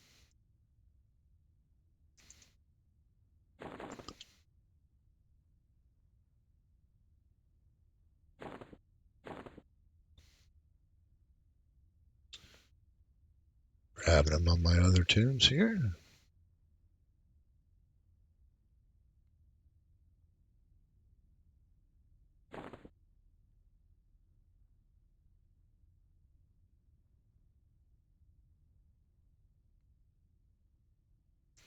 I always found this funny. As you can see here, the troll scout is standing up. Unfortunately, you can't see it on the other screen. But to my mage, he squatted down. I just find that odd how one person can see him one way and the other person can see him another way.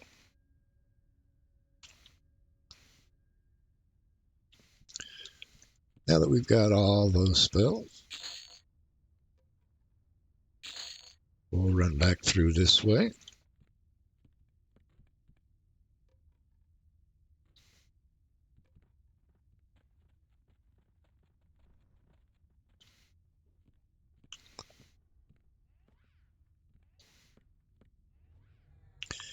And we'll kill some of these goblins. We do have a task to kill 10 goblin slayers and the goblin shaman. Unfortunately, there's not enough goblins down below where the shaman's at. So we'll just kill some of these. Now you'll notice these chunks of bronze and chunks of, I guess it's steel maybe, or silver or something. If you take those and you turn these into the Absur, the weapon guy, he'll actually make weapons for you.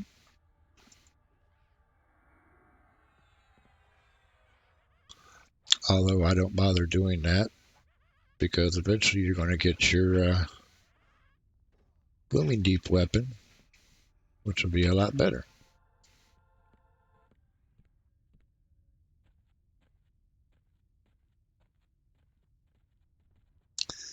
And as you can see, we got a task complete.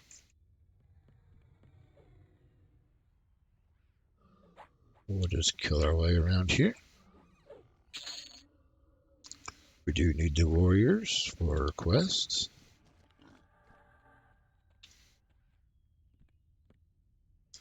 And also we need grunts.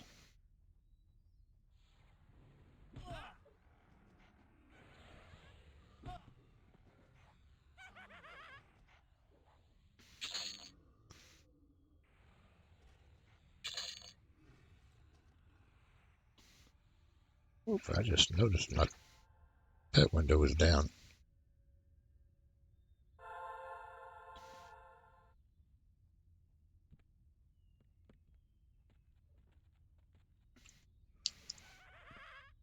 Now, one thing I do want to point out is while you're running around, say here in the tutorial, we've got other people killing, and we see some dead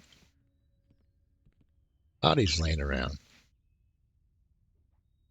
What I enjoy doing is using my hide corpse macro, basically /hide corpse all but group.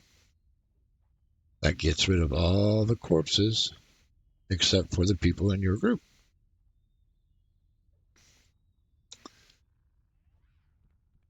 So we see these corpses here, quick click, boom, they're gone. Clears things up, makes things a little bit neater and easier to see.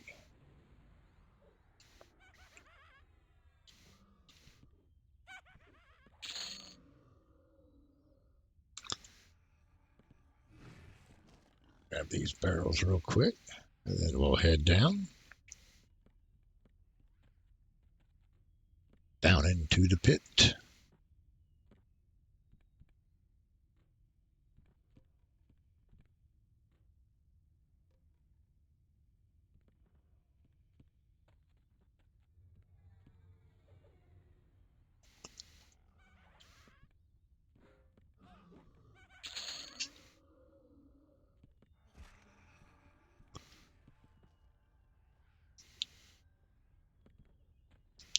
Always got to make careful with these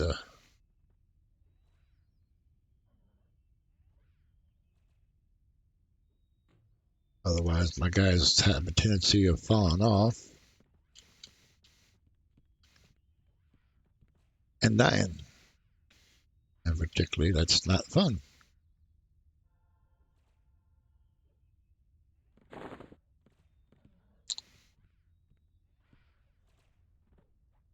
So I just kind of gingerly make my way through.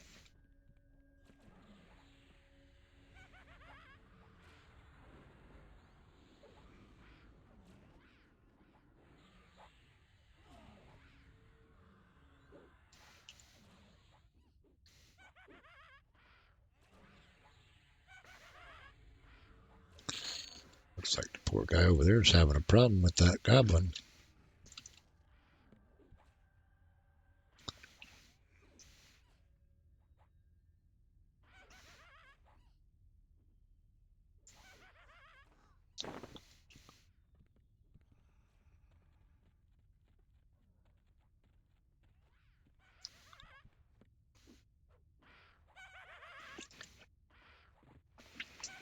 So deep down here in this tunnel,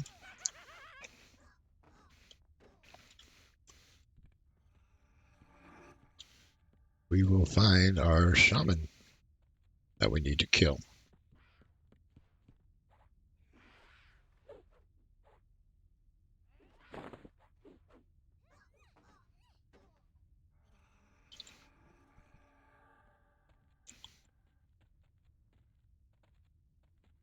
But before we do, since he's got him over there, we'll go ahead and take out this slave warden.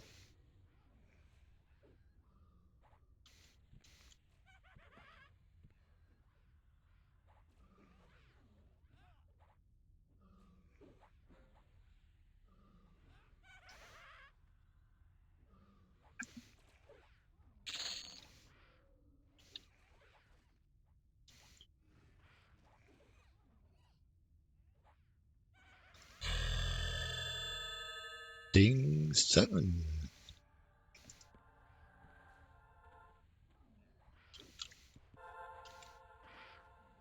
That's one of the nice things about live servers. Nice XP. And again, on Front of Eye, we also get an XP bonus.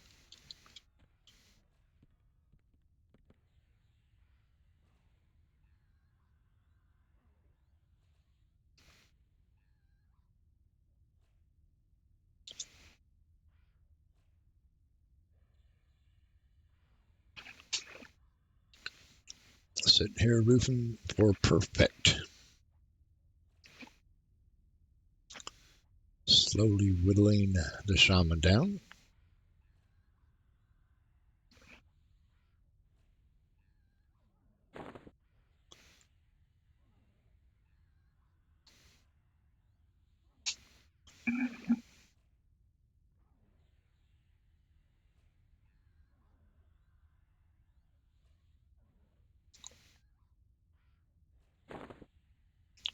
Now we'll wait just a little bit longer and give him a helping hand.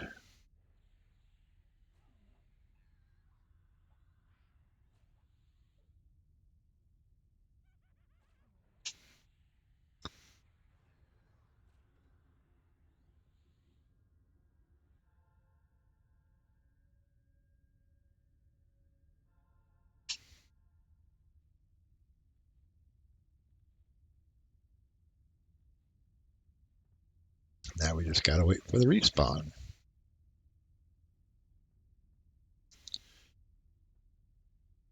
And down to 3 viewers.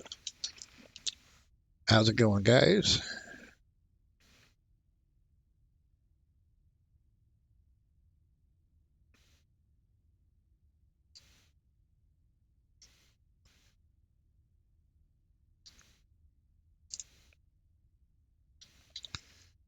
And we are about 2 hours into the stream here.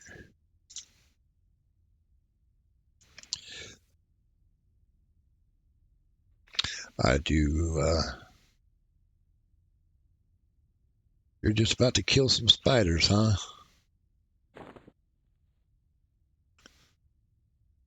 Death to the spiders. I do plan on completing the tutorial on this stream. So we do have a little bit of ways to go.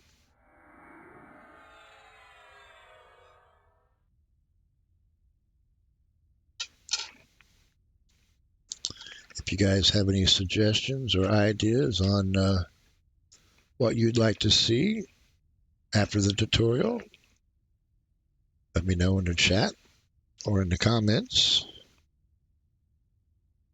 and we'll try to visit some of those zones that you guys suggest. Yes, I do have a normal leveling path that I do like to follow. However,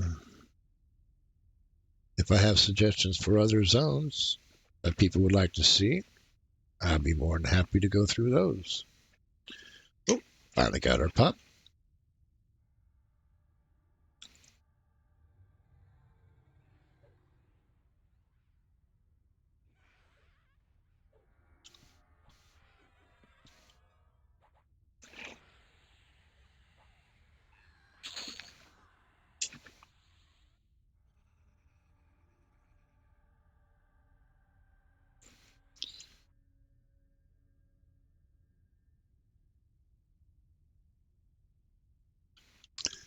And we don't need that worthless pick. And we got our update. So back the way we came. Still got a few goblins to kill. No, just one goblin to kill.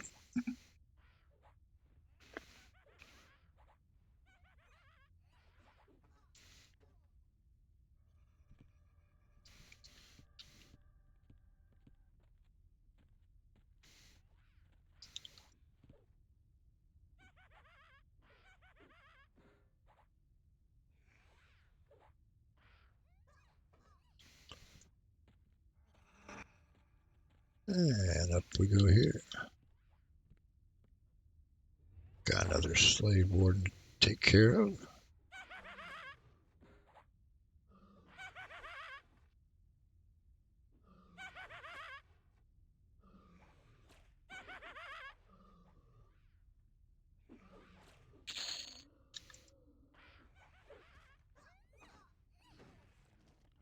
Excuse me.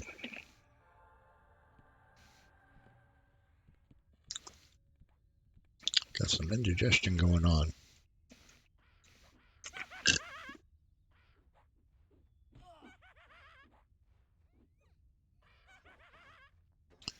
And now that we've done that, I'm not going to worry about the big pit fiend yet.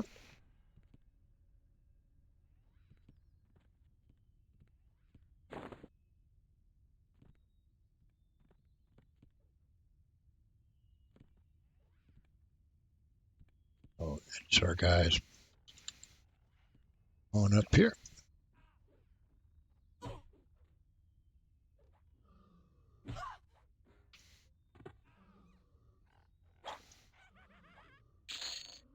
Ooh, back.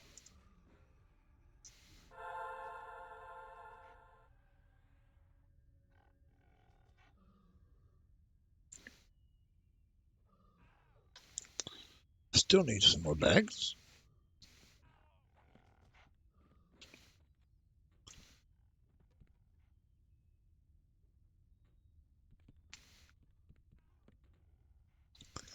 And like I said, this is a self-found other than bags. I do plan on making some big bags for this crew.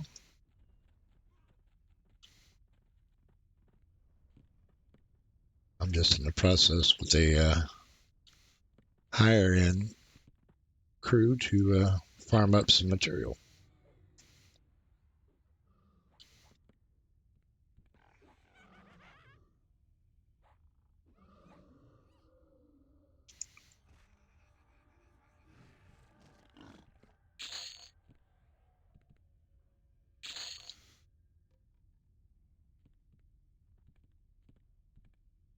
But we're hitting all the barrels just to see if we can get some more backpacks.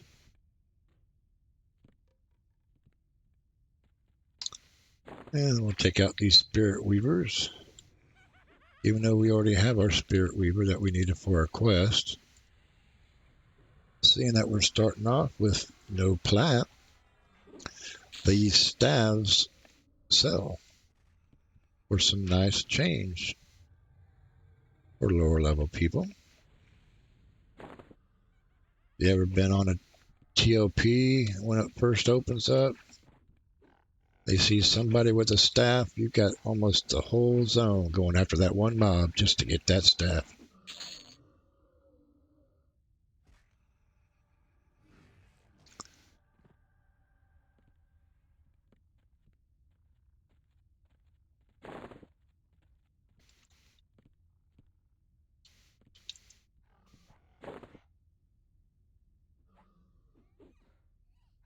Oh, we got some glooming leather bracer.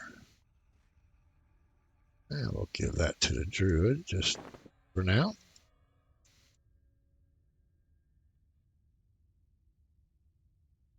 Eventually the druid will replace that with some defiant armor.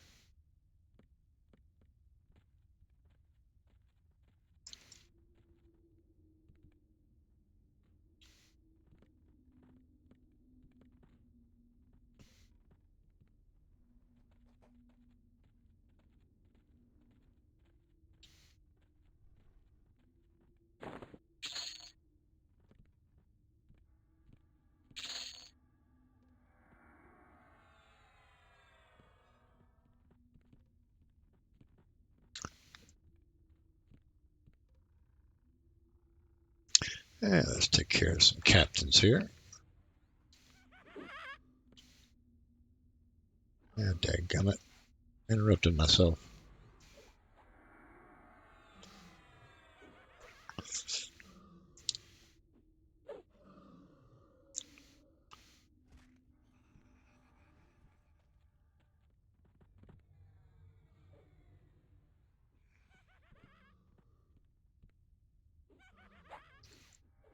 So how's them spiders farming doing?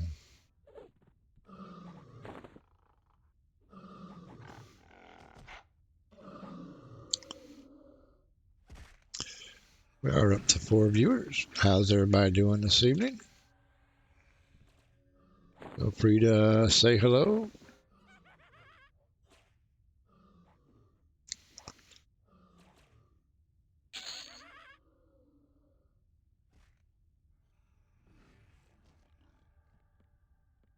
If you want to chat about anything, just feel free. Have any questions?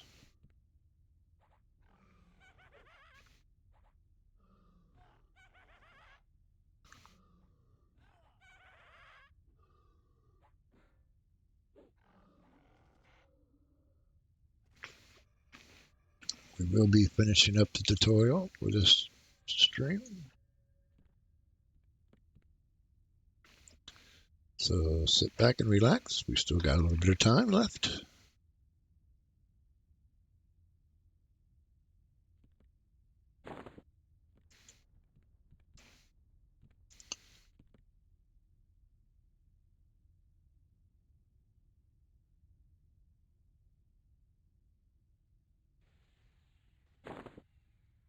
And now we're planting the bombs, making the whole zone shake.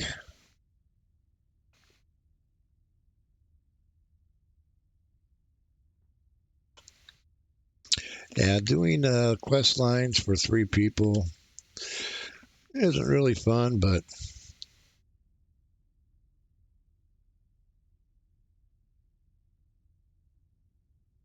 yeah, it is very easy.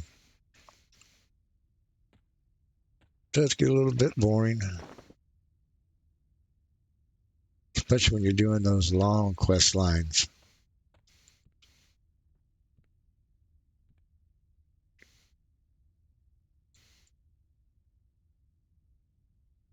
Like the hand dog in Bird Sea,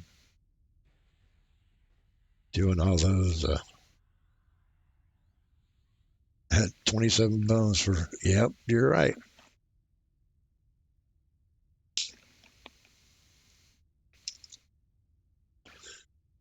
but that is one heck of an augment.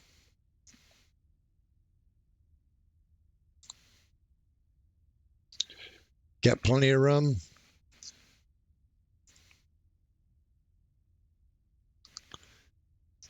Well, we actually, as our group went and farmed up a bunch of rum, and I actually got extras in my bank.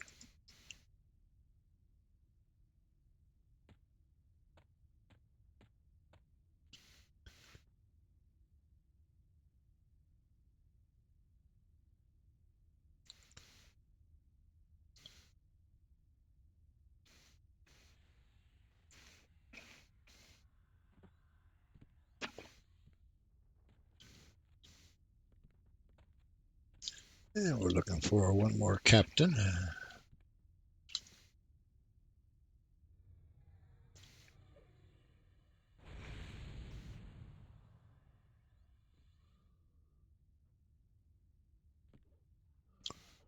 Why he has to go in the water?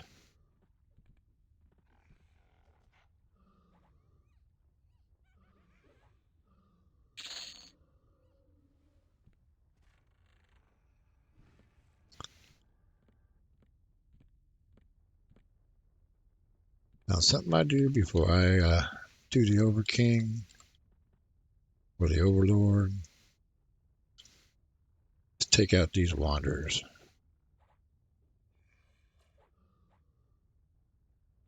Even though I do fight him inside the building, I have a tendency to get these Wanderers walk by and aggro along the way, too.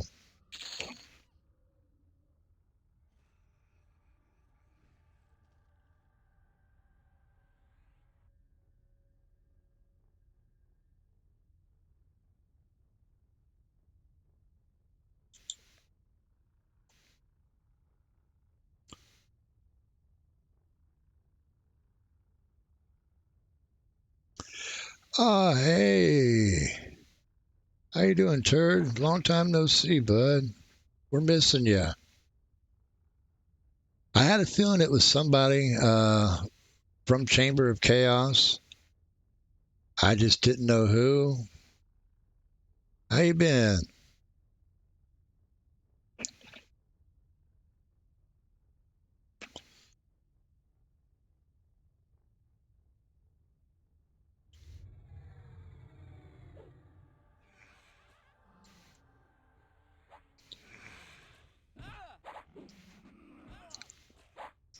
You coming back over to our Saturday streams?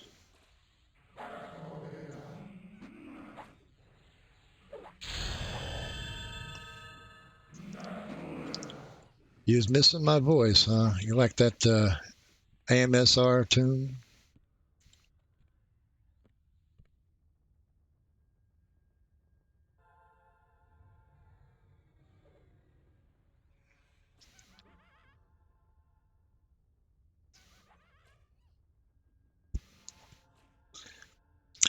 That's a bummer. He won't be with us on Saturdays anymore.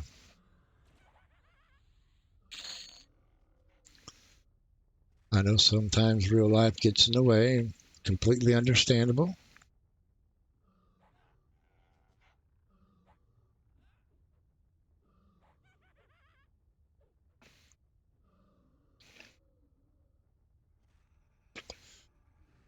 But I am glad to see that you're still around and everything's doing good.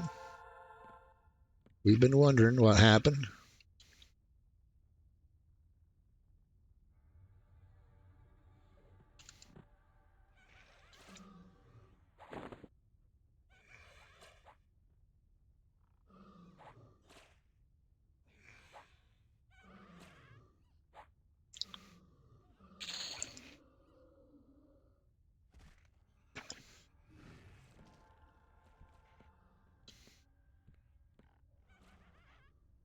Got a little bit too close and aggroed him. But it was that time anyway.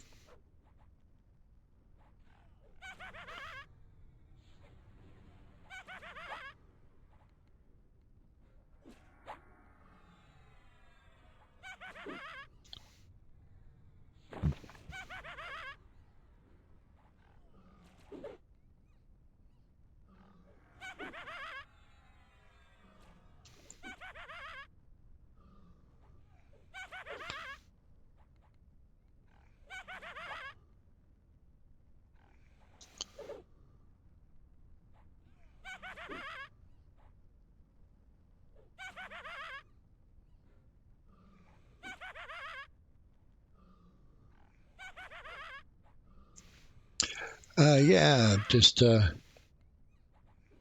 been planning on relaunching the channel, um, but then I ran into Fez and got involved with him. Been getting him a little bit of info and working with him. I actually got him going to Fear itself by himself, so he's getting a lot braver now. Grandkids are great as normal. Spoil them whenever I get a chance.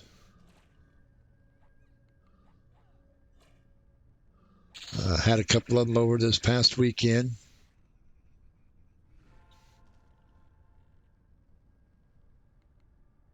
Did the old Halloween with Papa.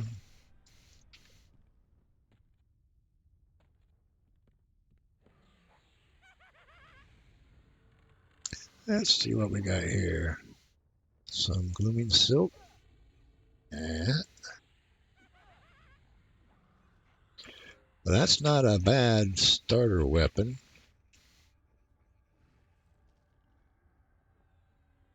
If you're just starting out new and don't have anything, that Glooming Steel hammer is not bad at all.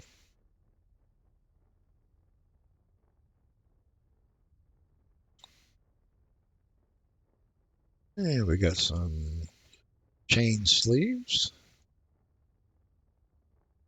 Unfortunately, we don't have anybody that can wear them.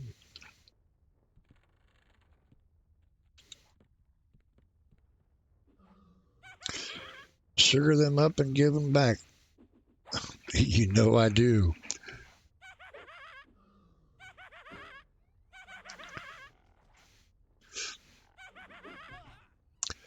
That's a must for us grandparents to do. Get them all wound up and send them back to their parents. I always told my kids when they were growing up, just remember, no matter what you do to me now, you're going to get back tenfold when you have your own kids. They didn't believe me. They do now.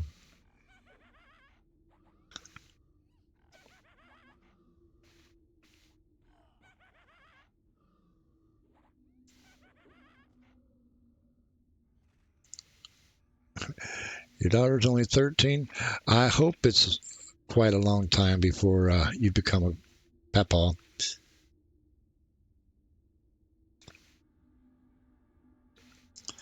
Out of my 4 kids, my youngest is 29.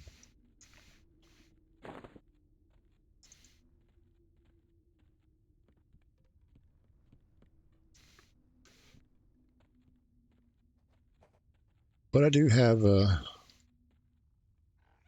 two 13-year-old grandkids.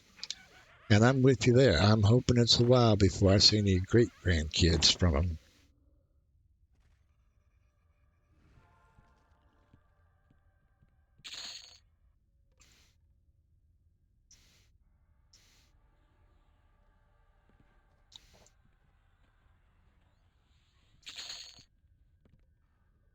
So now that we killed all that, let's see what we got on our quest here. We need 2 more grunts and 1 more slave warden.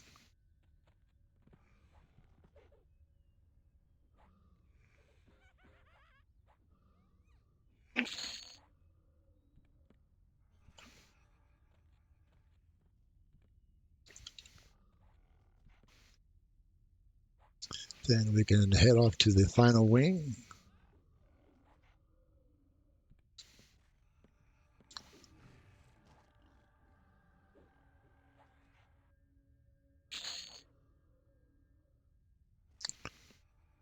There's our grunts.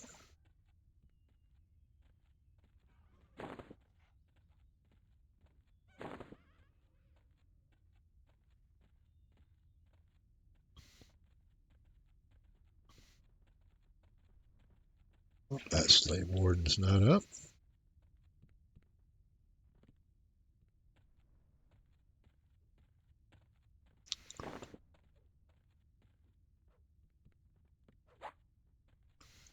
Well, I guess we'll find one in here then.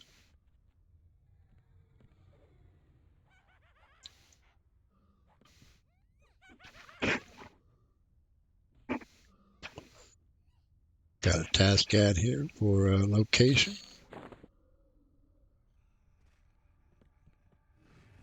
Ooh, named.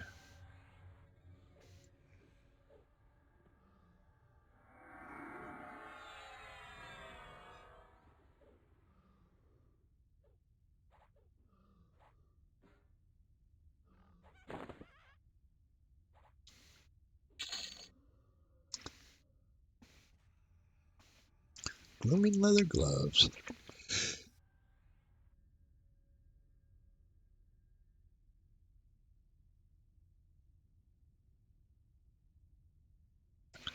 Not too bad. Oh,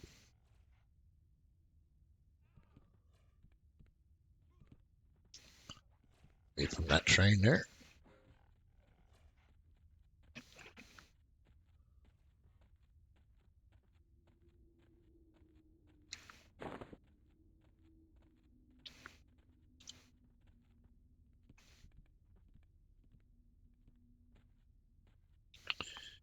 And what we need to do is we need to look for the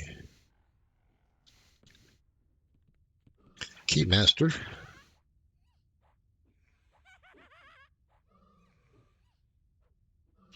or I should say the locksmith, to get the master key.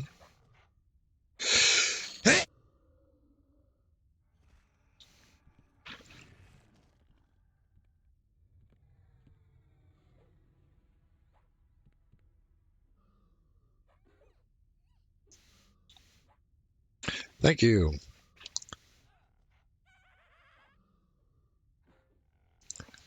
I tried to turn my mic off before I sneezed, but I guess I missed.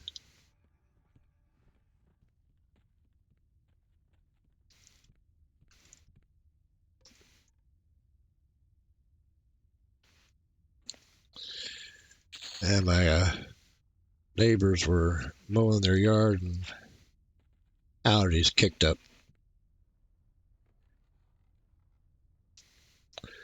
And there's one master key.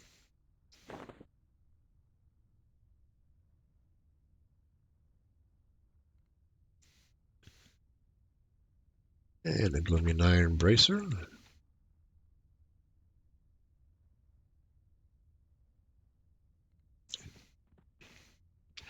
So we need to find 2 more keys.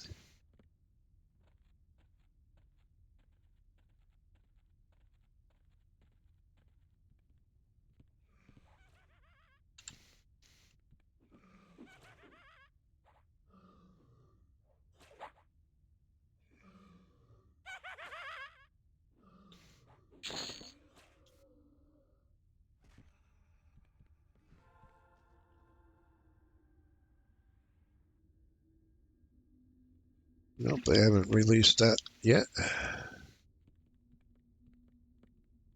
So I can't see what's on him.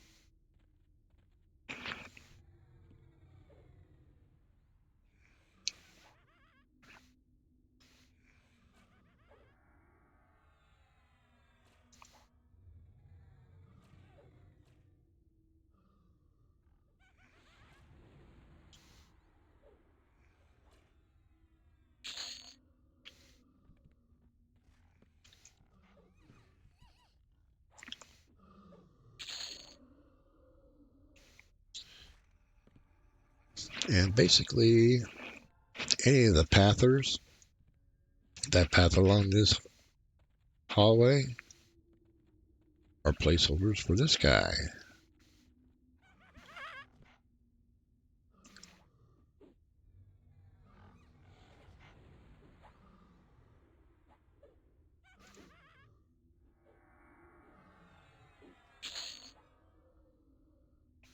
And there's our next key.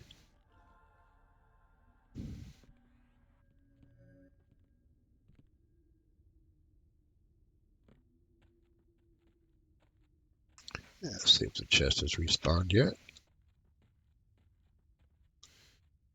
Nope, not yet.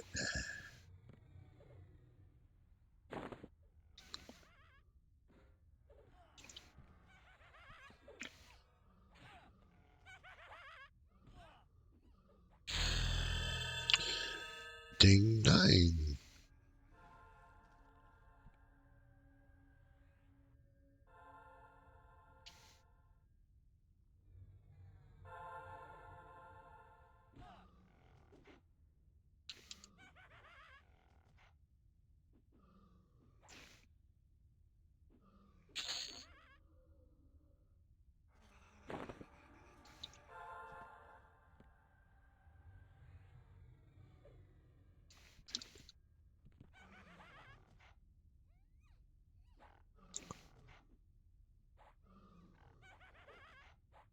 Just waiting for either the locksmith to respawn or that chest to respawn.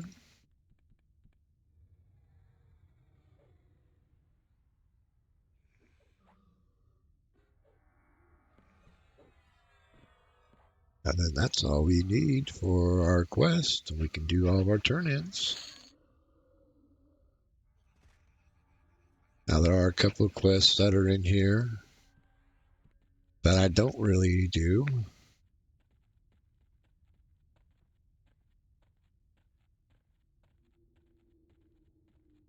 Only for the simple fact that even though they are extra XP, that's about all they are.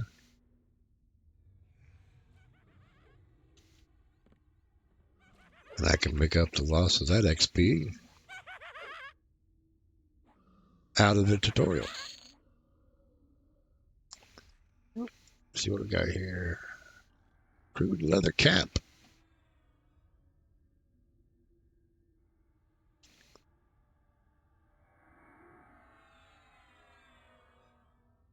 By Druid has the Glooming Deep cap. The only difference between the Glooming Deep cap and a Defiant cap is the focus effect. Glooming Deep and Defiant are basically the same, except Glooming Deep does not have the focus effects that the Defiant does have. So we'll go ahead and give that to her.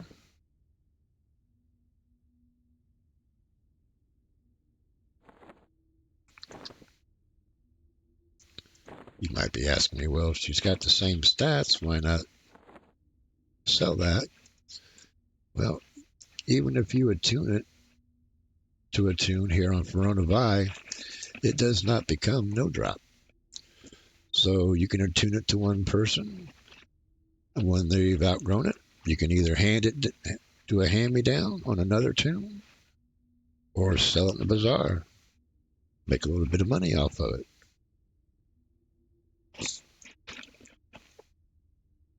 That is one of the nice perks of Verona Vi is the free trade, similar to the Mischief. We just don't have the random loot that Mischief has.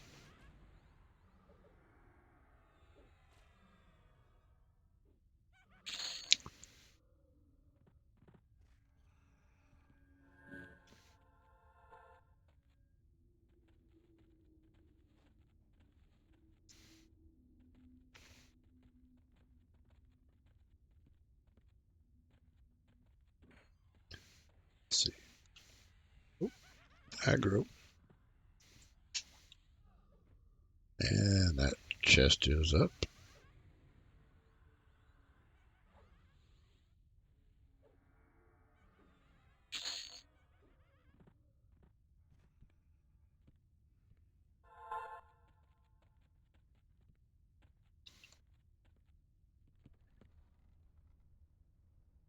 So now I've got my key also.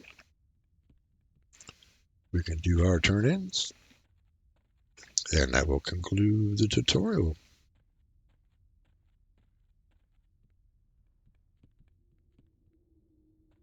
Oh, look. Locksmith's up too.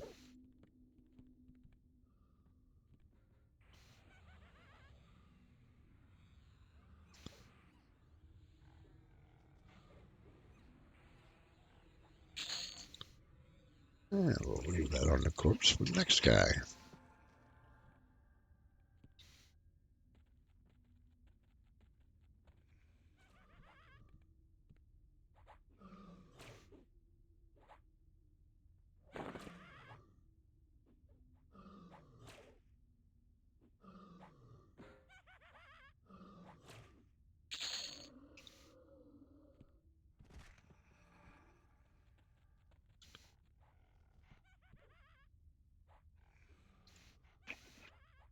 Back up to 5 viewers. How's everybody doing?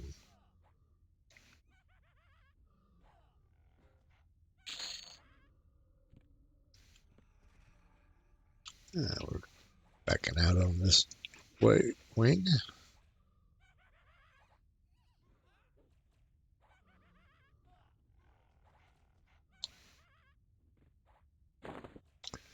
Getting ready to do our turn-ins. And then we'll probably call it for this evening. And we'll pick up later where we left off.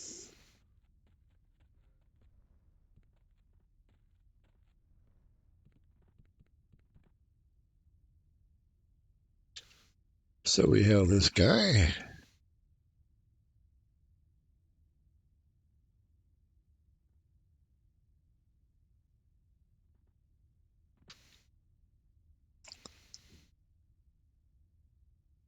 Make sure all of my tunes hailing.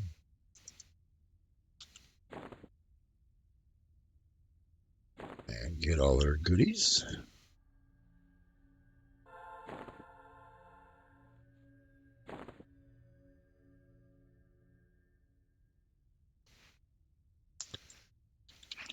Now we need to take that key that we got earlier and give it to the troll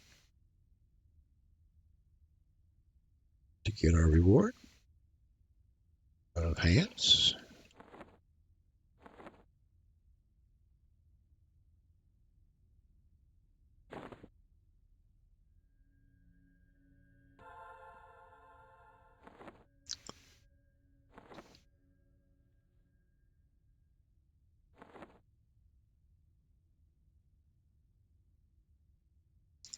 For a minute there, I couldn't find the key on my mage.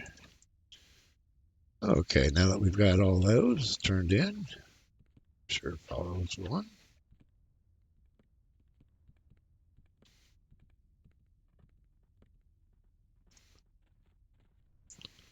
And we'll run back here over to Hobart.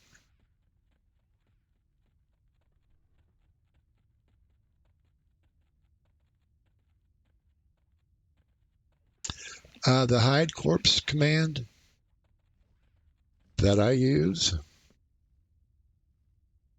is hide corpse all but group.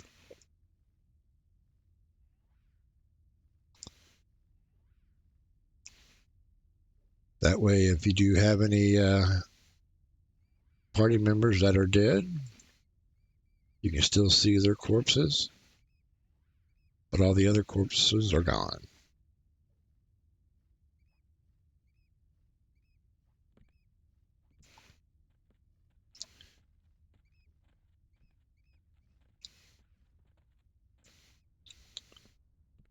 And now that we're back to Hobart, hail him.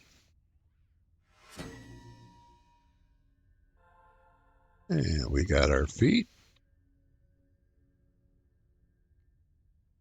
And we have our Gloomy Deep Club.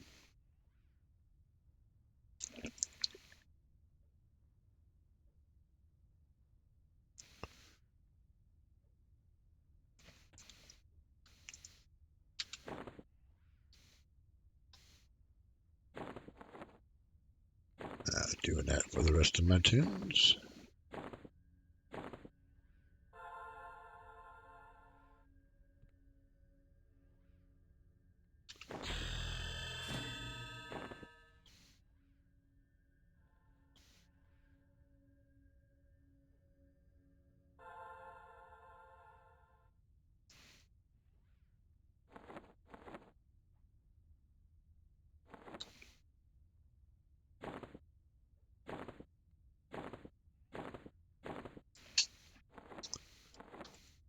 Okay, all my turn-ins are done. Yeah, you can add different kinds of parameters to that hide corpse. But the one that works good for me is all but group.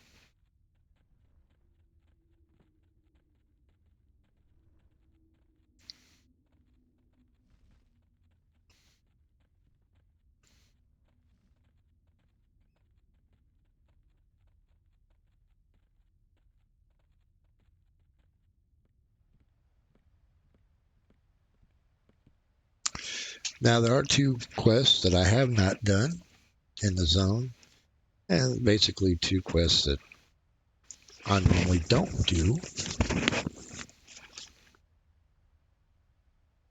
Flutterwing over here, if you talk to him, um, he wants you to go pick up some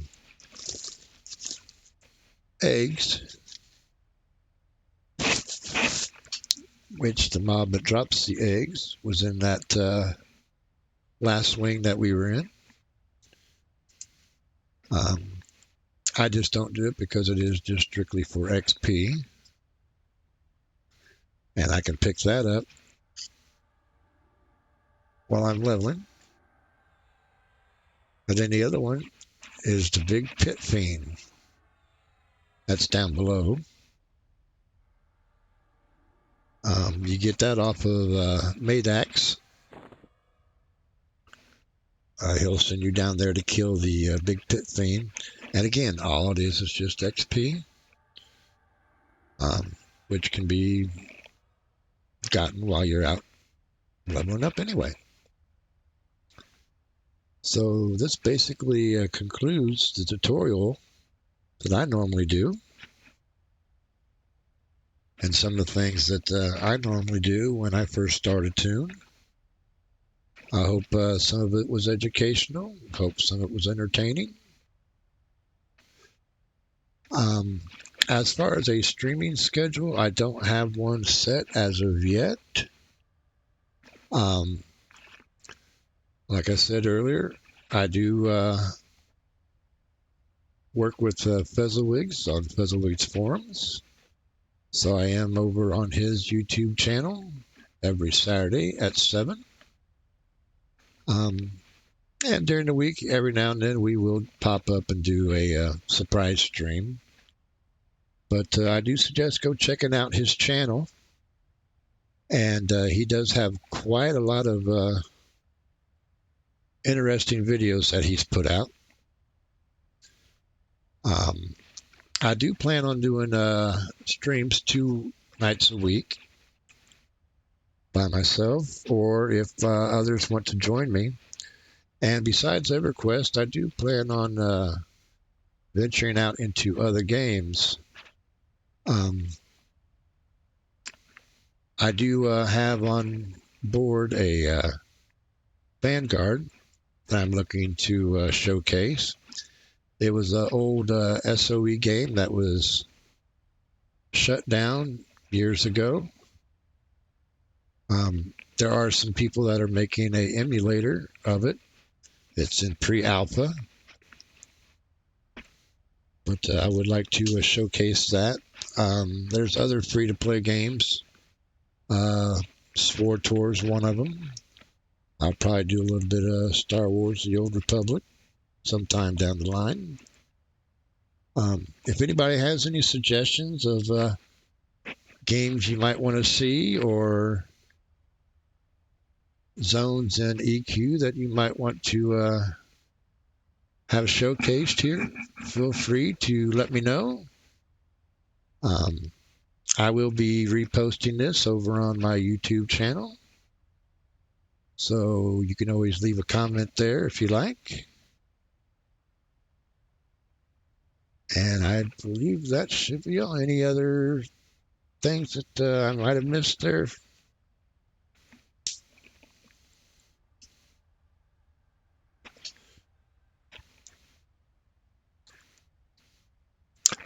Unlike Fez, I'm not too worried about monetization of the channel. So no, I'm not going to give you the spiel of please subscribe, give me money and all that. That's completely up to you guys. This will probably be the only time you'll hear me say anything about it. But if you do, please like and share the video. I do ask for that. And if you want to subscribe and hit that little bell, that way you get notification of when a new video is up.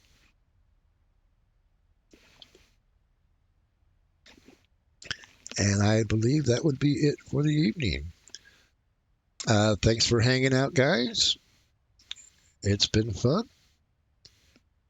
and you have a good evening.